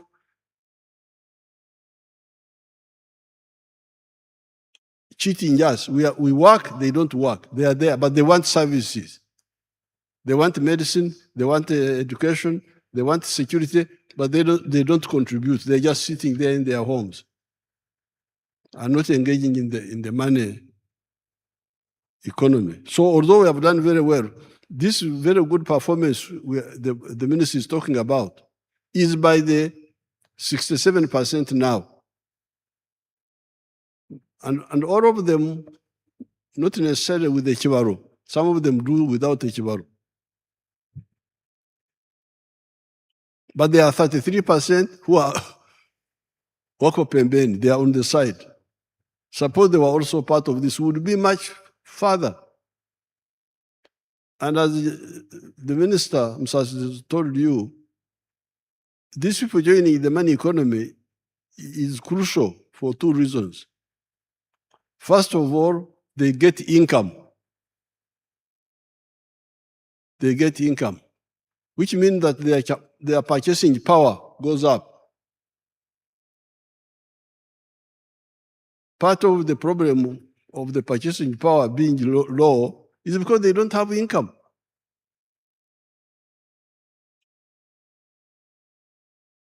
I am a wealth creator. I produce milk. But if you look at the figures, the production of milk is now as I was telling you the other day, 5.4 billion liters. But the internal consumption here is only 800 million liters. So that's why you hear we say there's too much milk in Uganda. We must export. But this is an artificial situation. Because with 48 million people, if each one was drinking the milk you're supposed to drink, 210 liters per year, so that you keep mouth in your teeth, you keep your bones, would need 9.6 billion liters of milk. What we are producing now would not be enough. So we are saying there's surplus milk because there is underconsumption. Why is there underconsumption? Because people have no money. They can't buy. The per capita consumption now of milk is now 60 liters. 1/3 of what a human body needs. But this has gone up because in 1986, it was 18 liters. You can imagine. That's why people have no teeth in their mouth, because the teeth have gone out because they don't have enough calcium. So therefore, this budget is no more Kongora. No more Kongora. No, Kongora is when you work and others just lean on the hoe in the village. No more Kulala. As you heard, a big budget, part of the budget is on infrastructure, on the roads, the railway, the pipeline, the airports, the waterways, electricity, irrigation. These are all, as the minister was saying, enablers to enable production to be done cost effectively, low cost of doing business in Uganda. Now, then the other challenge is on the service delivery. Again, that's where you, the leaders, must come in. Because medical care, Health Center 3, is in every sub-county. These sub-counties are in Uganda. They are not in Congo, they are not in Kenya, they are here. Why should there be no medicine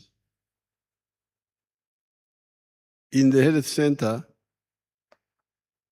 Maybe that medicine has been stolen, but the member of parliament doesn't know and doesn't follow up.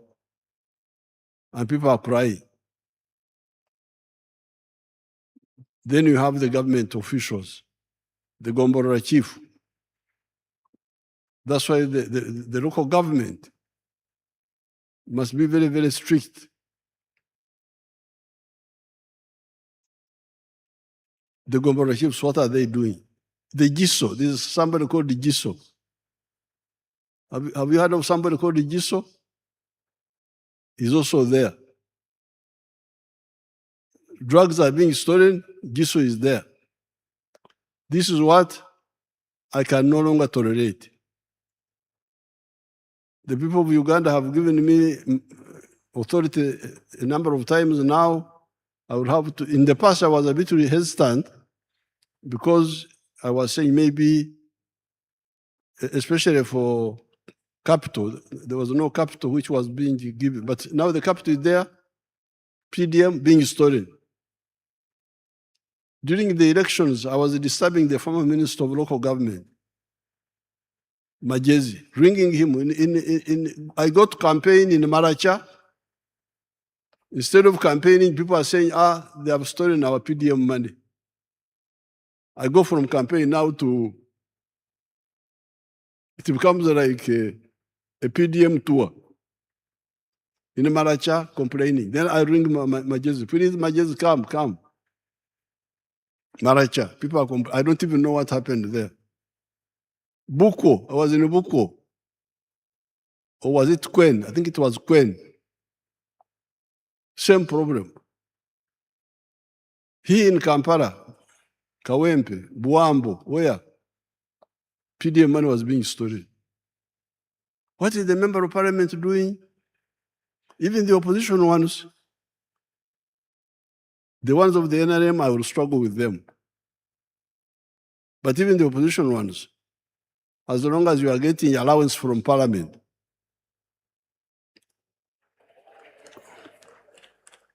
and you don't go to check what is happening, I would ask you, the Attorney General, to see how I can deal with you also.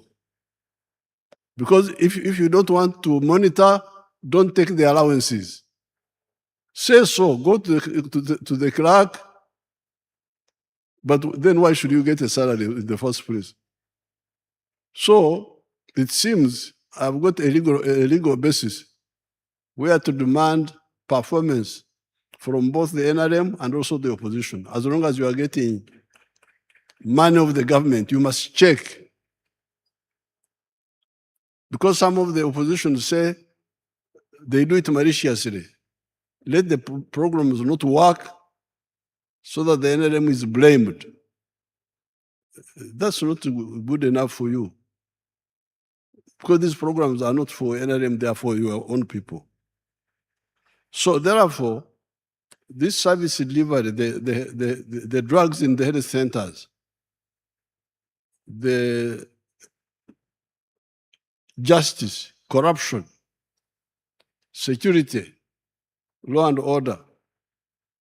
The infrastructure of leadership is there. Member of parliament for every constituency, LC3 for every sub-county, those are paid. The ones who are not paid, I don't blame them so much. The LC2 is not paid, so I don't have to blame him. But the LC3, the member of parliament, the councillor, these are all paid people. They must monitor, and then the government people must monitor. And local government must monitor them, the chief administrative officer. That's why I put in local government some people that people have been saying they are cantankerous, quarrelsome, like Barugahara and Namere. Namere is famous for quarreling. So you go and quarrel with them.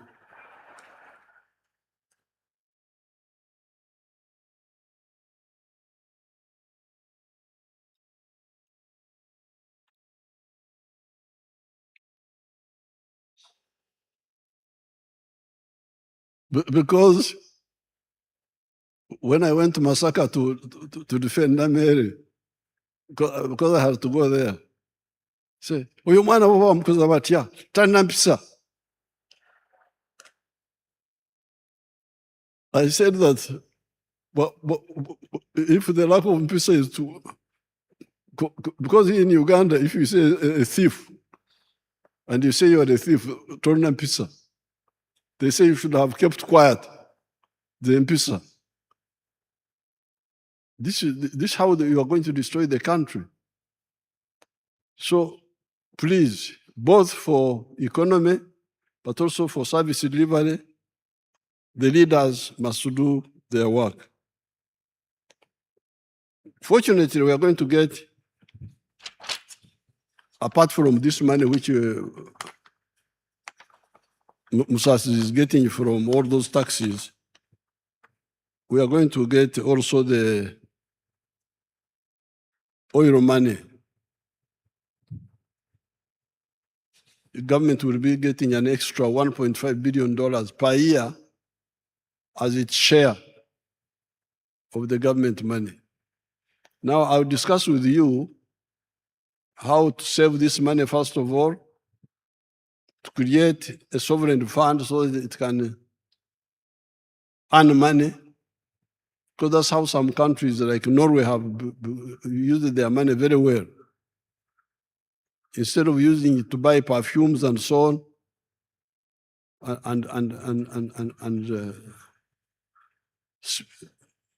and whiskers, they put their money somewhere and it is gaining interest.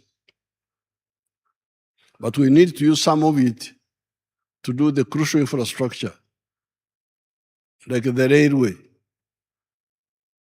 We need to have the railway with Kenya and with Tanzania and with Congo and South Sudan and Rwanda, the ones near us, so that all heavy cargo moves from the road to the railway.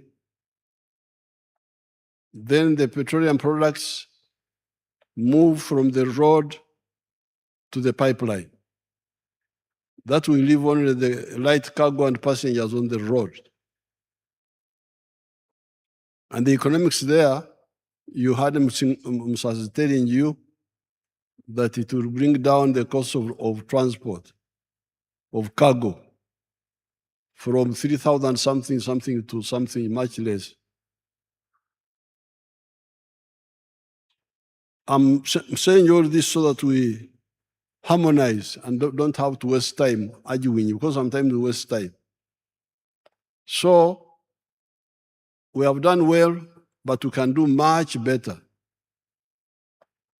Uganda is a very rich country.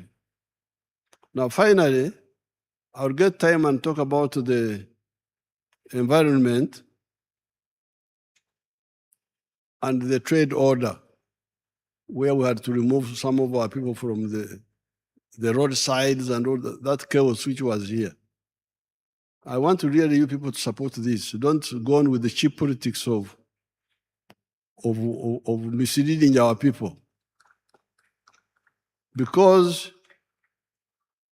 a country is like a human body. This human body has got many systems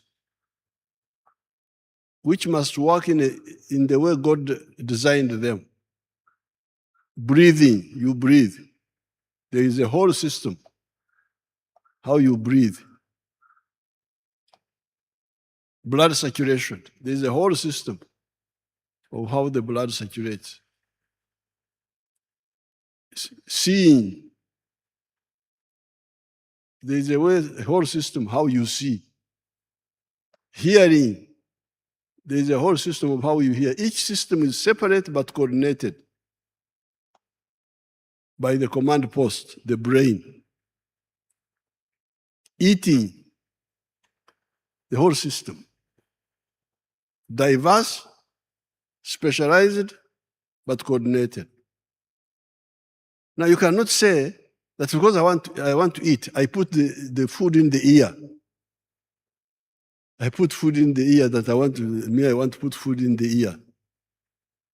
Or in the nose. No, the nose is not for food. Sometimes when you are in the hospital in a bad situation, they can pass for sometimes some of the food through the nose. But you can't stay like that for long. Food must be through the mouth and the throat and the stomach. The nose is for breathing. The ears are for hearing. This is how the country is. The road is for vehicles, and the sidewalks are for passengers. Can't you see that? The road is for vehicles and motorcycles. The sidewalks are for passengers. The market, if you want to sell, you sell in a shop or a market or a supermarket. But you now say, no, I want to sell on the roadside. Really, this is not for that. This is for walking. Then you get people supporting that they are politicians. Really sickening. The swamp is for water. Swamp is for water. It is not for Amayuni, not for Rumonde, not for Marukwang, no. It is for water. It's for water. And that swamp is a savior. We are here. We have been here for 4.5 million years.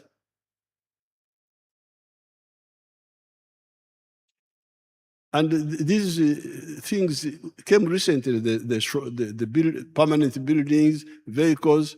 What was sustaining us were our swamps and our forests. Even when our level of science was very low, not so much, the swamps and the forests kept us here, and the grass. Now you want to destroy that? And you say you are a Ugandan? No. What are you looking for in the swamp? Swamp is for water. When the Chinese came, they misled some of our people to grow rice in swamps. This was see how the swamp should look like. That's a real swamp. Papyrus, water, that's how it looks like. The way God created it. And we can use it like that. So therefore, this standing upside down, wanting to eat through the ear, through the nose, not through the mouth. You put food in your eye that you are eating. This is suicide. Even this Ebola you are talking about. Why didn't we have Ebola in the past? I had never heard of Ebola. We had other diseases, but we have never had, historically, I've never had, except recently. And I think it is because people are invading the habitats, part of the problem, the habitats of these animals in the forest. Show them the picture of Nabanja, how Nabanja was saving Bugoma forest. They showed it a bit here. See how criminal these people are, the ones you are defending. Bugoma forest. They were showing it here, to put it back again. You see how, see how, what damage they have done. That is, you see these criminals now. Look at the trees they are destroying. These are the people you are defending. What good are these? Whose interests are they serving? These are enemies of Uganda. But I will get time and write something on that. So for now, please let all the political leaders take the lead in getting our 33% of the people who are in the outside the money economy to join the money economy, do so with the Chibaro, then we did with the others, value addition and so on, like the minister was saying. I thank you and I wish you good luck.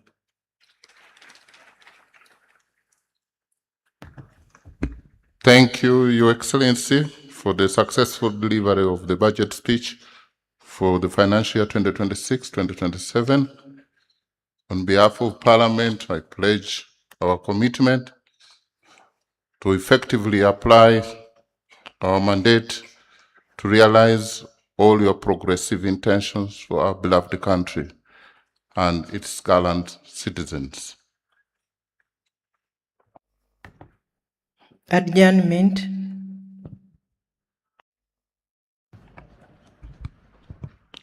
I once again want to thank you, Your Excellency, and all dignitaries for gracing this year's budget speech. I pray, may God bless you all. May God bless Uganda. Honorable members, the House is adjourned to Tuesday, 30th June 2026. The anthems.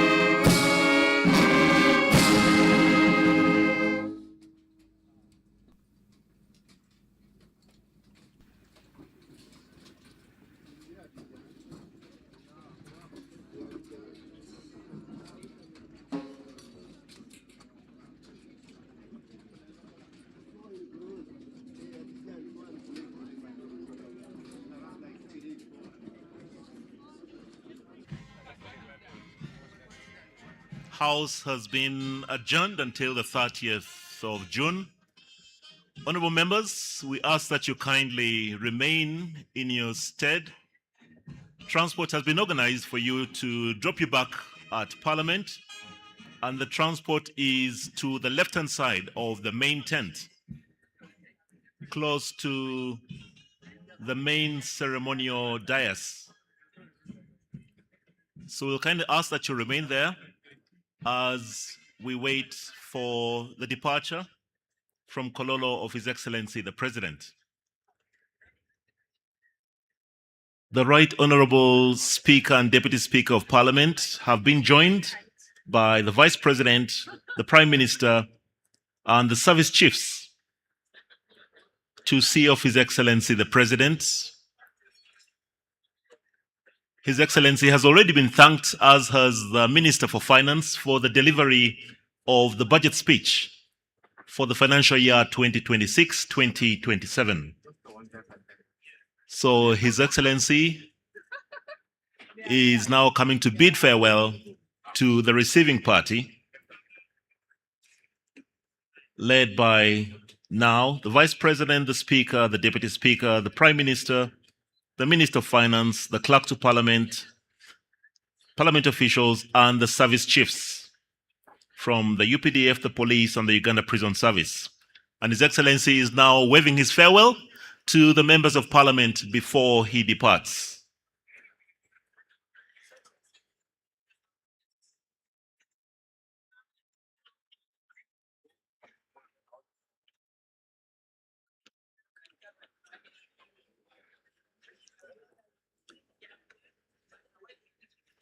And of course, with the departure of His Excellency, the President, we expect that departures are going to be in reverse order. So if your vehicles are here, we ask that you kindly wait until our VVIPs have departed. Otherwise, for members of Parliament, transport is arranged for you. We have got buses and coaches at the far end of these grounds. So when you can, please make way. So the Speaker and the Deputy will now retire to the robing chamber to disrobe. And we congratulate them upon the completion of today's sitting.